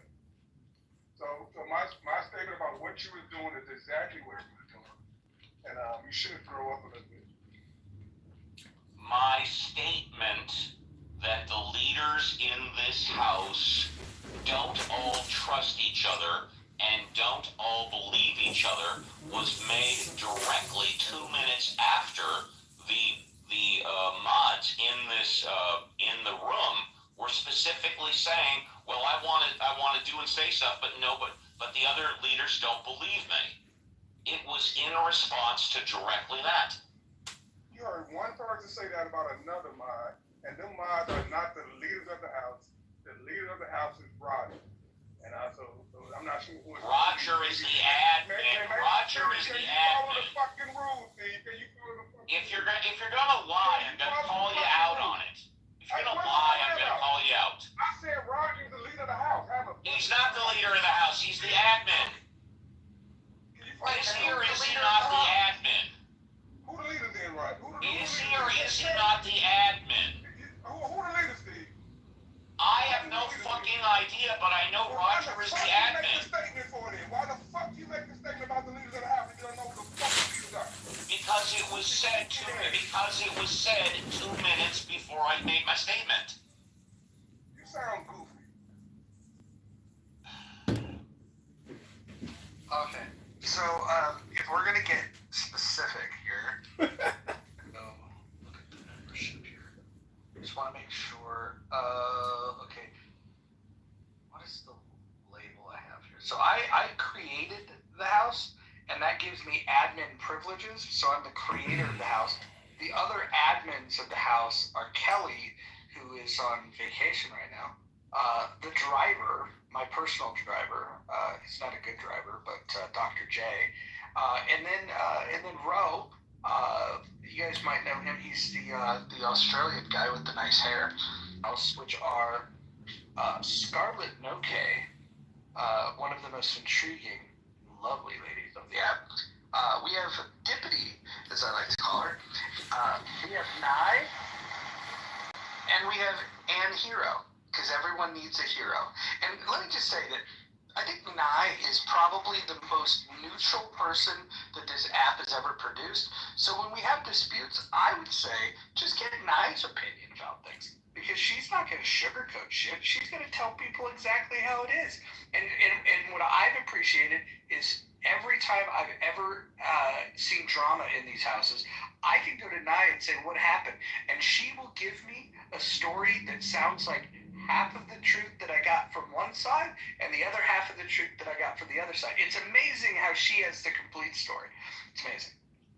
And when I was making my comments in the room, and correct me if I'm wrong, Scarlett, who Roger just said was a leader in the house, was in the upper left. She was the super mod. There were also two other women. I think one of them, I could be wrong, is one of the two that Roger mentioned. And they were saying, at least one of them, if not two, were saying, well, I want to do things, or I say things, but other people, other leaders don't believe me, which is why I made the comment. So, Hakima, as much as I respect what you're saying, and I've known you for years, your remarks to me, in my humble opinion, are completely unfounded. No, that's just silly. But I'm not. This is a pendulum back and forth. It's not even worth going back. You might enjoy this, but you can have it. I wasn't here when the drama occurred. I admitted I showed up after it occurred when I presume Scarlett took over when I came in. She was the super mod. I waited a couple of minutes. I was called on, and I admittedly said I've only been here for 5 minutes, but this is what I think based on what I've heard. 5 minutes make blanket statements about how she's been in for 5 minutes. Make it make sense. But you can have this childish conversation. You got it. Guys, I have to make a decision here, and it's tough with all this infighting and the events of earlier, but I'm about to eat lunch, and I need to have other moderators. Now, the thing I have to think about here with other moderators is I have to think, who do they have blocked, and what vendettas do they have, and are they going to move people? Are they going to weaponize this ability to be a mod? So here's what I'm going to do. I'm going to hand, Nye, are you there? I'm here, yeah. If you don't mind, it'll take me about 30 minutes to complete my lunch. I'm not having Mexican food today, so it'll be a little quicker. And I'm going to go ahead and mod Nye, and if you accept, do you accept? Sure, yes, thank you. Okay, cool. I will be on the stage, but I will be unable to participate.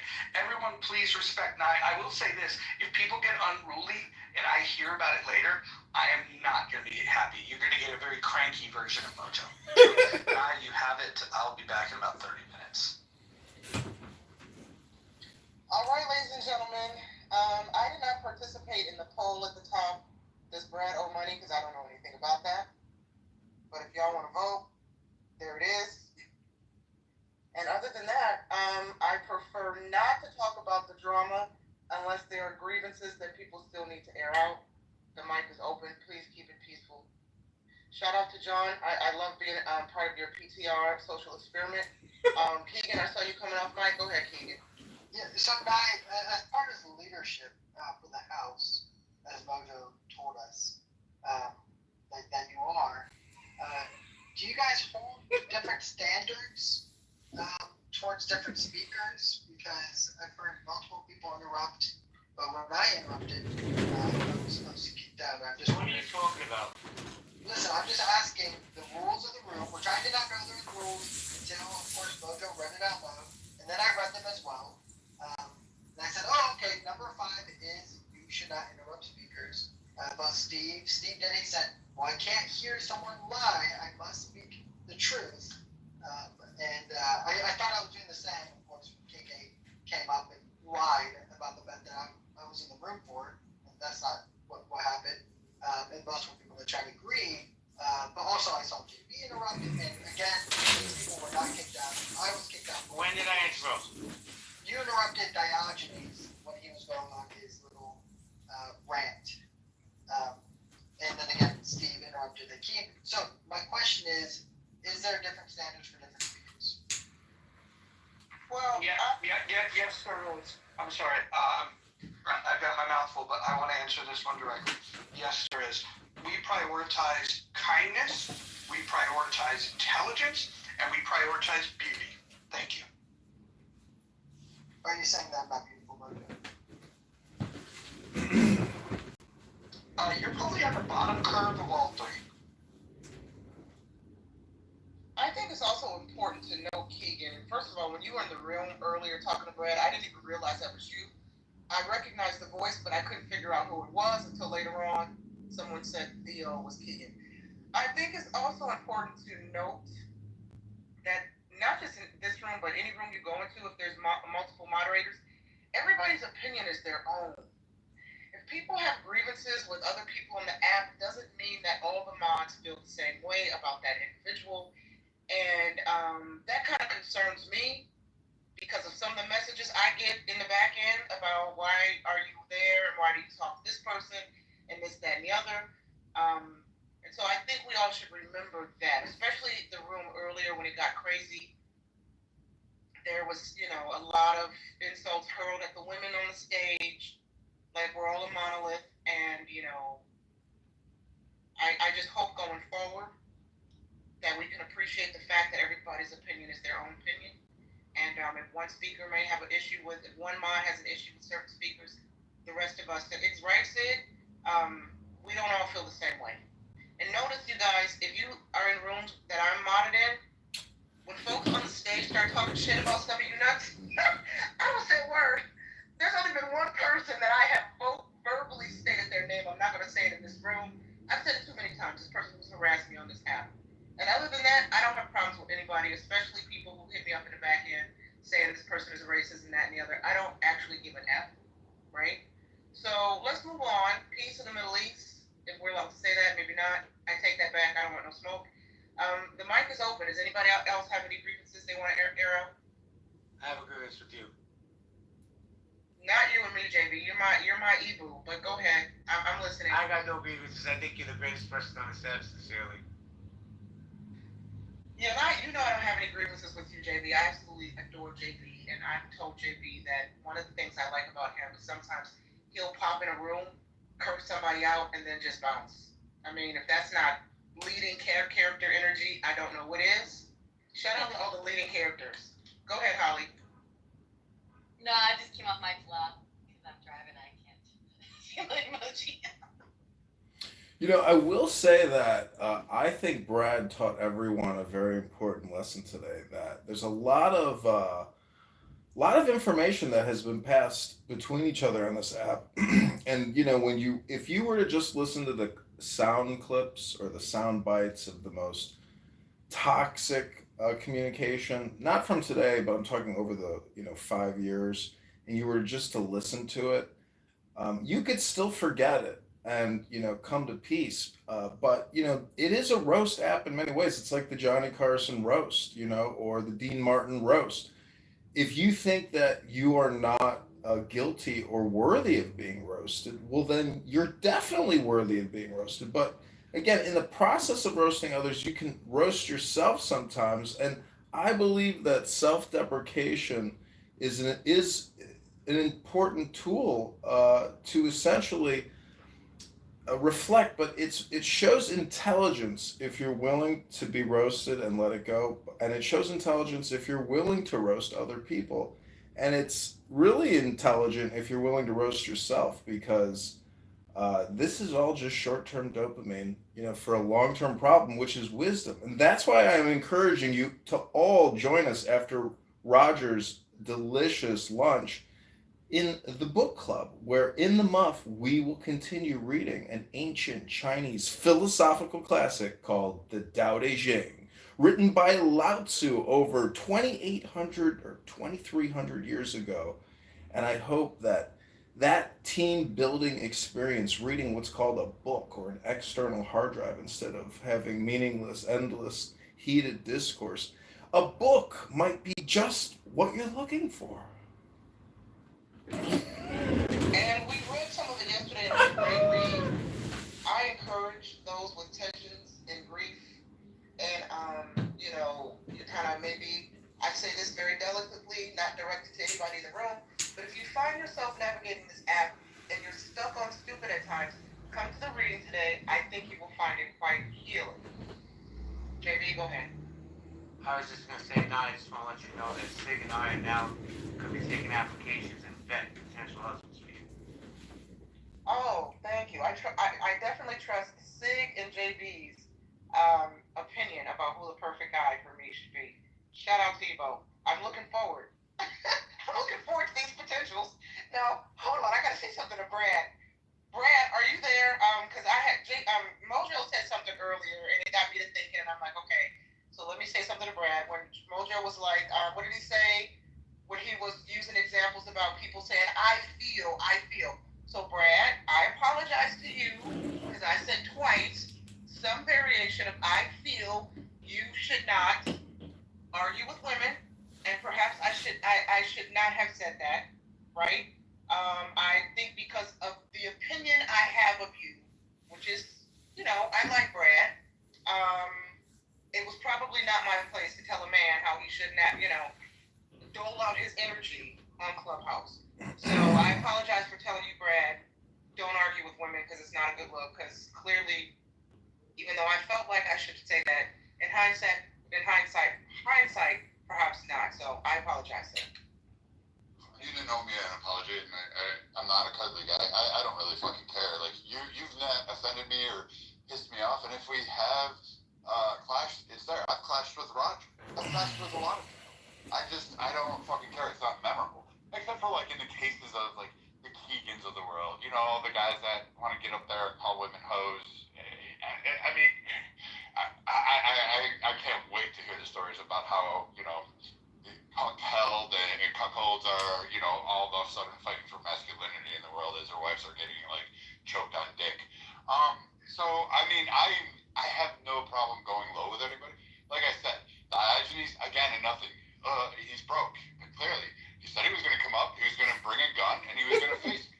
I said, all right, here's my door. Come up. I offered a place where he could land, both in Minnesota and fucking Texas. And the motherfucker still didn't show up. And he was going to bring his posse, quote, his crew, to come at me. Still didn't show up. I don't fucking care. Because you know why? You guys are pussies and you're afraid. You don't have spines. Let's see. Going forward, Monica's and the aunt don't really fucking care. Because I was actually friends with Aunt. I was nice to Aunt. I was the one who used to protect Aunt. I was the one that offered my house, my land, to offer to build her a safe space when people were trying to, quote, kidnap and rape her kid on this app, or at least threatening her, or at least that was the story that was relayed to me. And then she decided to use that as a mockery because I offered her a safe haven. She's never apologized for that. She doubled down on it, and then she made a room about it to gain clout in her feelings. And then that fucking Oompa Loompa next to her, Monica, who's just a racist piece of shit that's just like a fucking trailer trash Roseanne Barr version. Wait, no low blows, Brad. Oh, okay, I won't go low. I will not go as low as her fupa. I promise that. I will stop going low like that. So again, like I did that. I went and actually, you know what? There was a woman on this app who was getting stalked. The guy broke into her house. There was a couple women. I showed up at their doors. I put one of my knives through the hood of his fucking car and said if you came at her again, you were going to feel it. I made another one so scared he pissed himself and he left the woman alone. And so I have no problem doing that. I've done it multiple times. I've helped out people financially.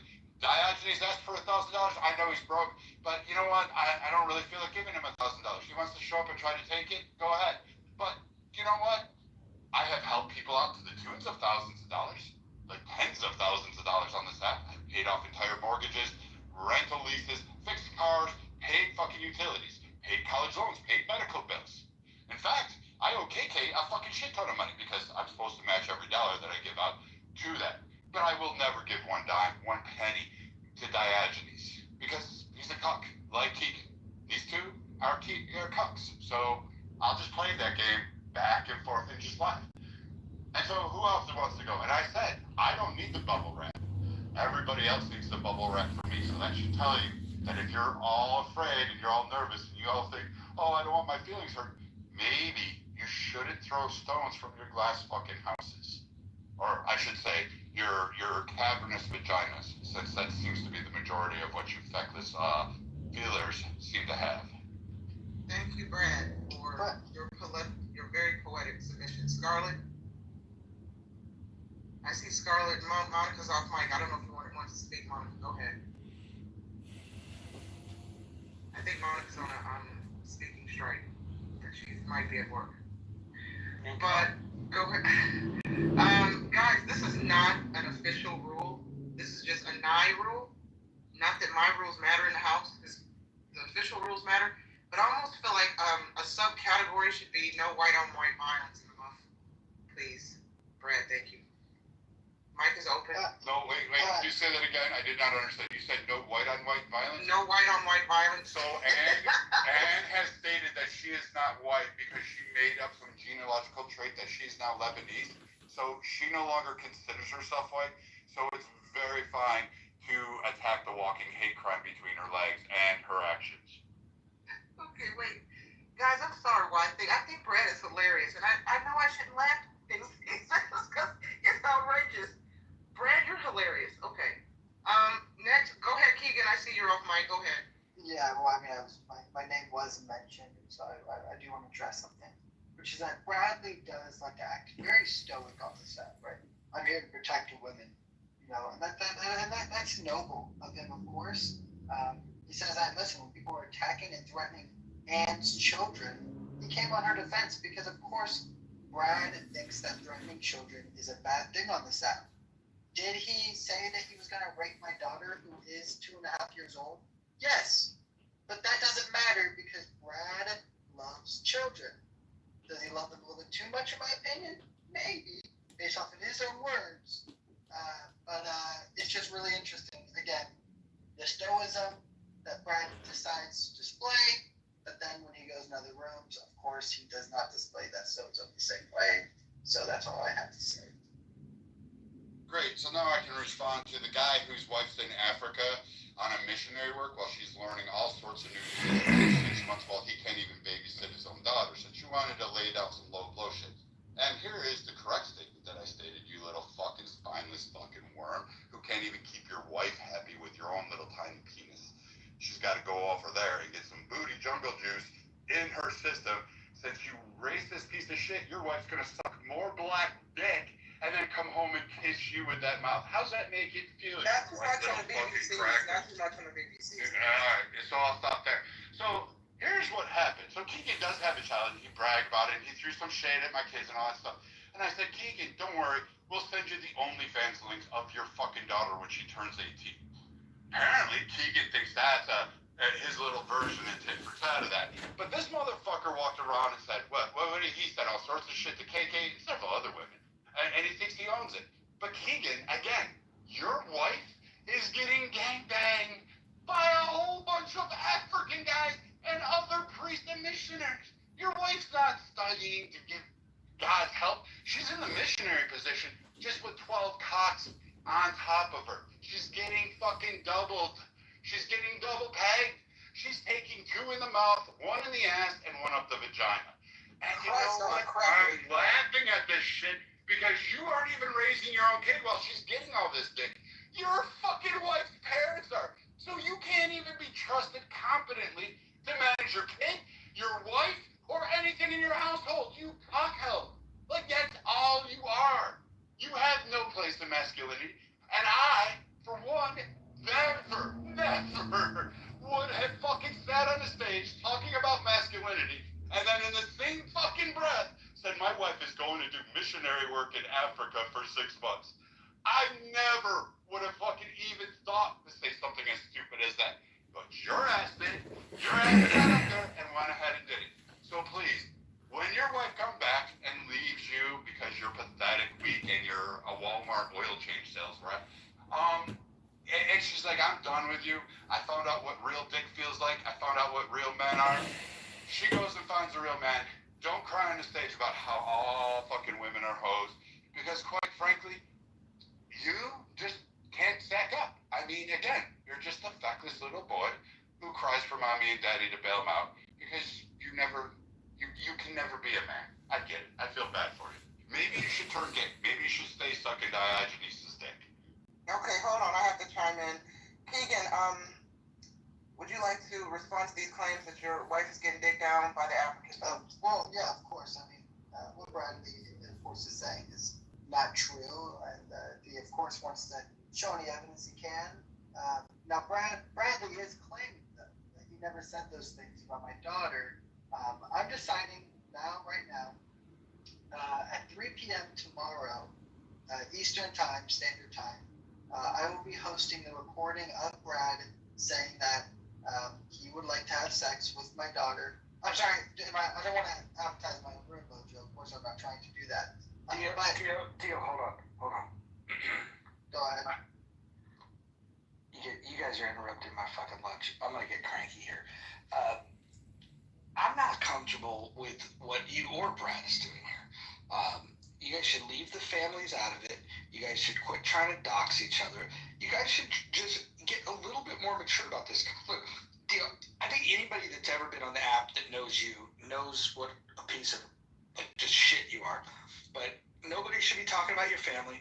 I don't know if that's true. I don't care if that's true. The bottom line is, you're not going to bring that shit into this room because that's violating rule number 9. Thank you. I completely agree. Running right now. Is it within the poll running right now? Wait, hold on. I have the proof. I have the proof. I'm not the proof. Hold on. So we're gonna move on from the family slurs and the wife drama. Of course. So let's just leave. We're done. Well, real quick though. Again, Brad brought my name up. I did not bring his name up, right?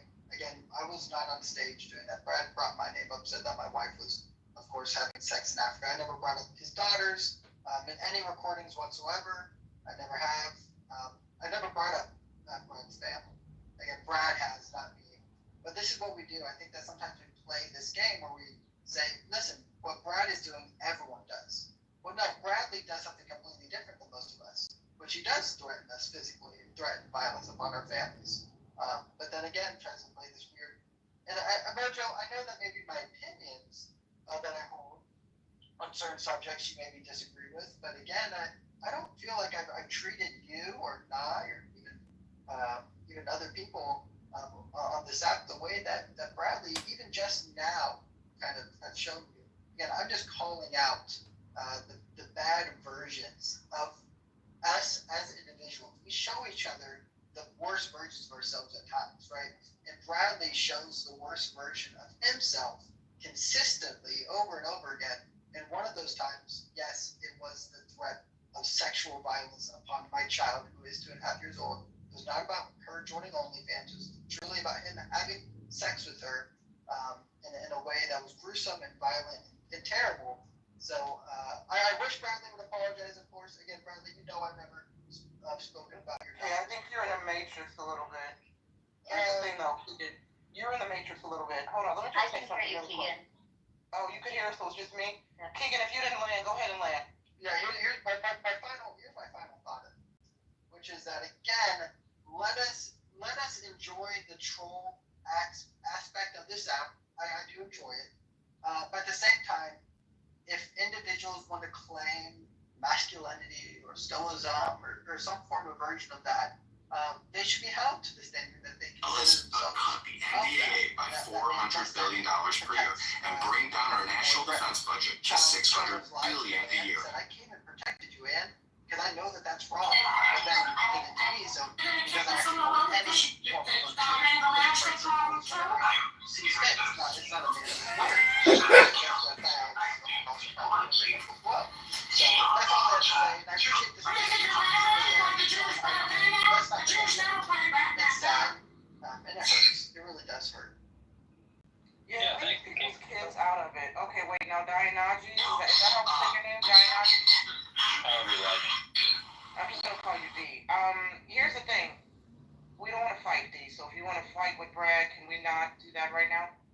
No, I don't want to fight either, and I honestly, the only time that it has ever become a fight and not a discussion is as Dio, the one above me, was just saying, when you put Brad into a position where he has to face the things that he said, he gets triggered in the most, typical way and begins to say very out of pocket, aggressive and disrespectful things. He brings wives, children, friends, family. He brings everything in there, and you don't have to say anything. else, he's going to do it. And why? Because he's angry. I wanted to bring the proof. You know, this is one of many recordings that exist of Brad where he's absolutely unrestrained and threatening to kill, threatening to beat, threatening to rape. I mean, and we're not talking about saying, I'm going to fuck you up. We're talking about, I'm going to put my penis in your asshole. So, and I want to be clear. I don't want to fight. I want to agree with Keegan's sentiment here. And what I had hoped when I first came onto the application is that this would be a good place to share ideas and meet people. And while we do appreciate, some of us have things to lose. Some of us have situations where we don't trust others because if we expressed ourselves, they would try to cancel us or hurt us in some way. Brad proves that. I would like that we be people who do what we say we're going to do. And I would like to be held to that standard. I've apologized to people on this application because I wanted to be held to that standard. I've come into this room and apologized to people that I was upset with because I want to be held to that standard. And so all I'm asking is that we consider the facts. And the facts are, Brad did wager.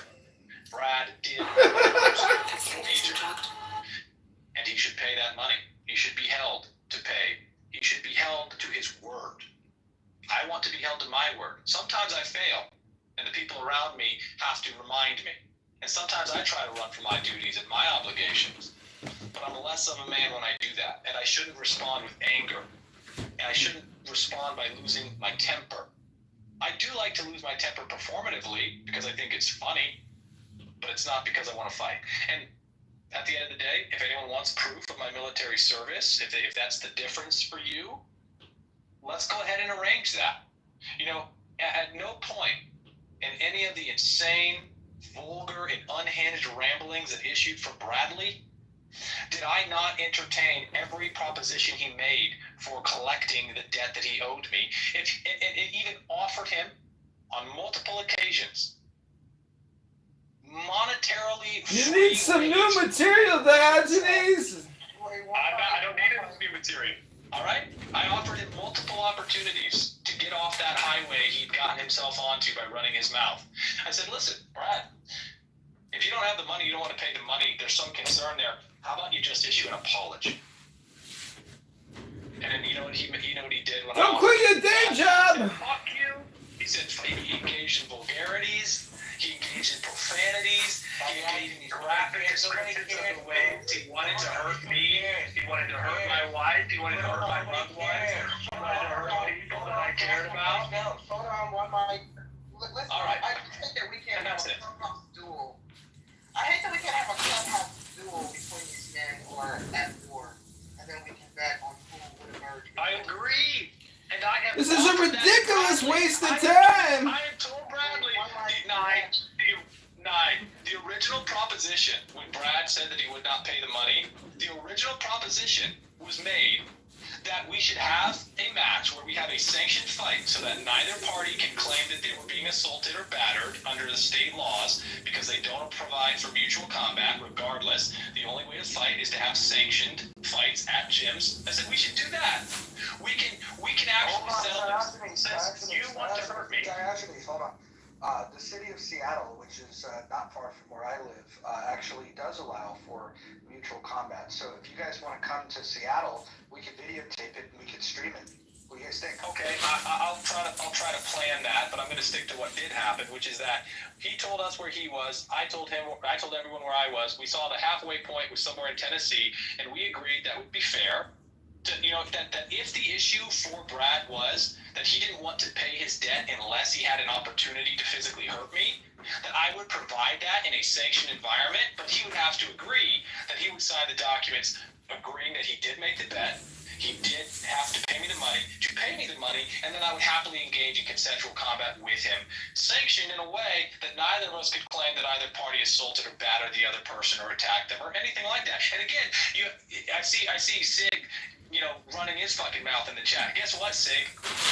Brad doesn't do what he says he's going to do, so it'll be a cold day in hell before the man who ran his mouth and bet me money he won't pay me tells me he's not going to assault me, or he tells me he's not going to cry to the police if he gets the bad end of that fight, because he absolutely is untrustworthy. All right, so I have something to lose. Brad probably comes onto the application and runs his mouth because he has nothing to lose. Because there's no one that loves him, that relies on him, that depends on him for being brought up and taught the ways of the world. He just runs his fucking mouth because no one would care if he died in an alley somewhere in a fight with some stranger he met on the internet over $1,000. Shut your mouth, JB. Shut your mouth. Okay, all right, okay. Here we go. Thank you for the day. Thank you for the opportunity. Here's what I would like to know, ladies and gentlemen. I just have one question. If anybody can honestly just help me understand, why do we go into rooms and spaces and stages with people we don't like? If you don't like certain speakers and certain personalities, why don't you just block them? Why do you engage with them? Why do you come into their rooms? Why do you open private rooms to talk shit about them? Can somebody help me understand why y'all entertain and interact with people you don't like and go on stages and fight with them? Yes, it's because only somebody who makes you feel uncomfortable in your own skin can make you a better person. Well, that's kind of Thank you, Yogi. Yeah, Steve. Oh, hold on. I'm going to jump in, Steve, real quick. I just wanted to let everyone know that at 4:20 Eastern Time, which we're approaching, we're going to read. It's going to be a book reading. And what I'm going to do is keep people on the stage that want to participate in the book reading. Who's doing the thumbs down? Who did that? Don't let me catch you. I'm not promoting the book reading. It's weird. We're going to read. I understand that not everybody on this stage is a book reader, but as John likes to say, it is the oldest and the best external hard drive. It's a word called books, and we're going to continue reading from this book. It's a good book. It was fun reading through it. Some of you that were reading were on the stage. They're on the stage today. We welcome everyone that wants to participate. You will be called upon to read out loud, but everyone's welcome to participate. You will not be able to interrupt, though. It's going to be a different type of room. It's going to start at 4:20 Eastern Standard Time. And if you or John, if you guys want to post in the chat or up above, you can get the reading material. And correct me if I'm wrong. We left off on verse 49. Is that correct?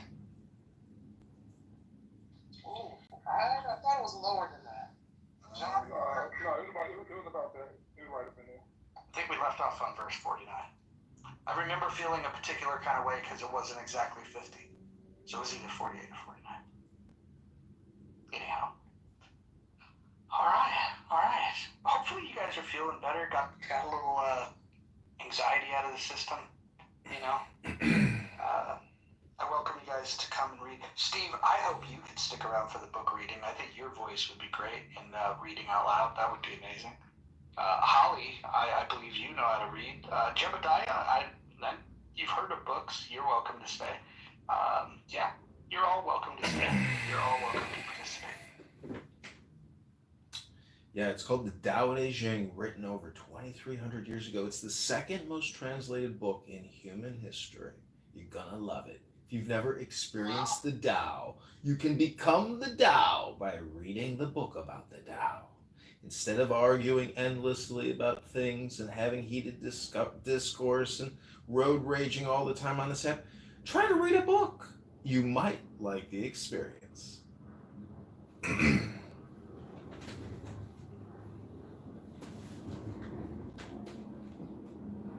Oh, and by the way, we will be doing a, what do we call it? Rational discussion group.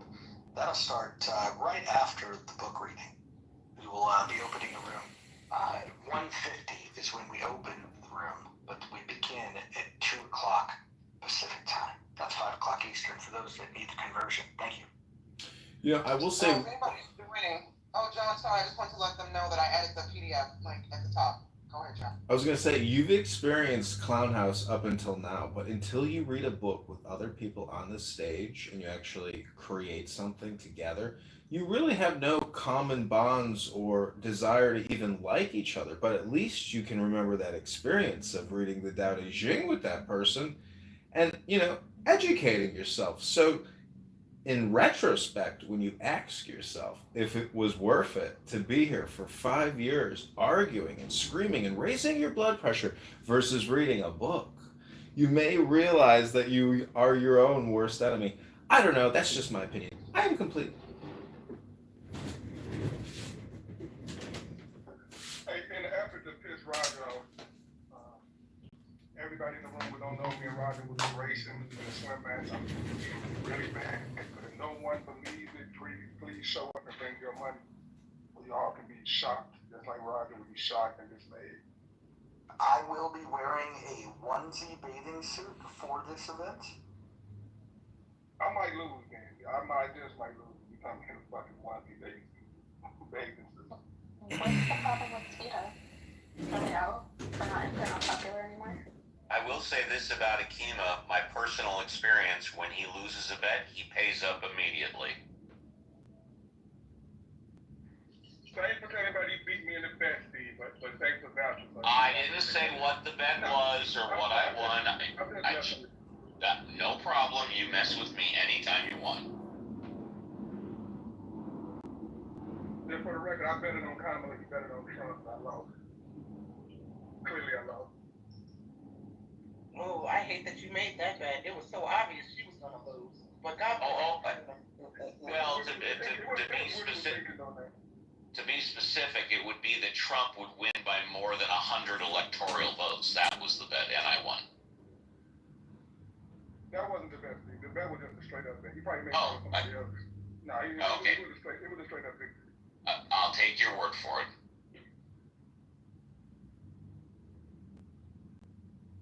And also, it would be remiss of me to say that the other person I had a bet with was JB. I won't say what the bet was, but he lost and he paid me immediately also.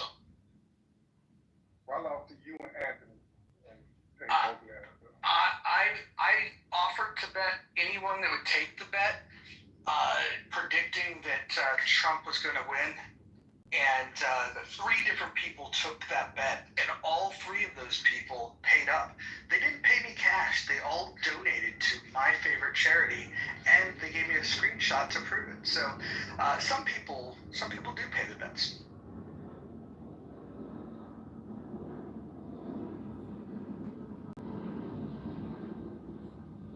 So PTR, I updated my profile. That's the 49th verse in this 150-page document of the Tao Te Ching that we will be reading from in 8 minutes. Yeah, and for those of you that are not familiar, and Anson, welcome. After the book reading, immediately following the book reading, we'll be opening a separate room in the Rational Discussion Group. And we don't even have the title yet, although we've kind of noodled around the topic. I will be sending private messages to those involved in the Rational Discussion Group. So Anson, please check your back channel soon. And so just stick around. We're going to have programming all day. With the cast of characters, no doubt. That's why I came in. I couldn't figure out what was going on with the 4 o'clock rational thinking room. So I'll hang around and see what happens. Yep, you got it. We're going to do a little book reading here in about 7 minutes, and then that'll flow right into the Rational Discussion Group. And for those that don't know, the Rational Discussion Group, we open the room at 1:50 Pacific time. And the reason we do that is we want to allow people to get in there, so then we can open the room and have a discussion that starts at 2 o'clock sharp Pacific time. And we leave the chat open, unlike some discussion groups. Thank you.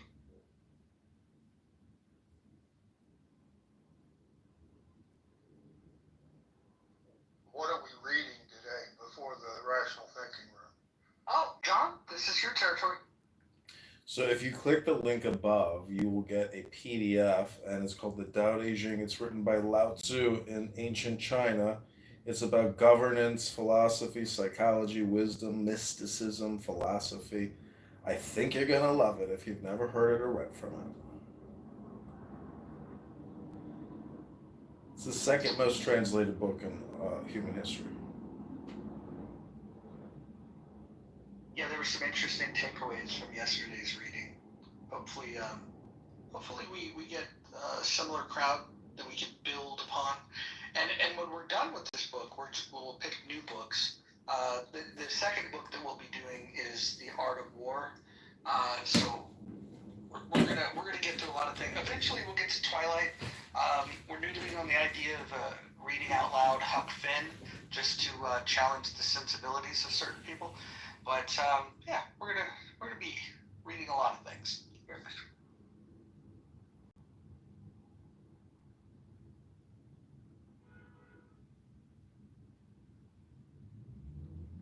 John, do you already have a curated list of books you want to go through on Clownhouse? Well, I don't want to get ahead of anything here. I would love to see, a room dedicated to actually just reading one book.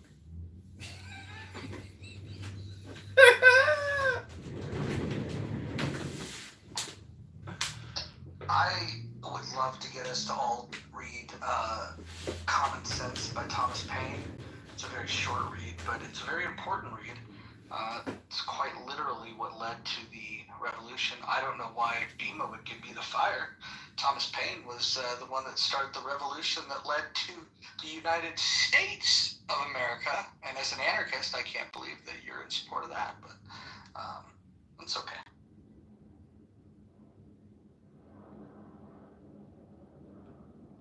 All right, people. Who's going to be reading? Because if you're not going to read, I'm going to gently lead you to the audience. If you plan on participating in the reading material can be found up above in the link. All you have to do is click on it. We will start. John kicks us off. He will read 5 verses, and then we will go to the next reader. And we will do this for 30 minutes, and then we have to jump over to another room. So we'll do 30 minutes of reading, starting in about 3 minutes. John will get us started on verse 49. And again, anyone that wants to participate, feel free. We're losing people that don't like to read. Okay. Hopefully the people that are... Listen, if I call on you and you don't read, it's going to be hell to pay. We do not need that kind of noise up in here.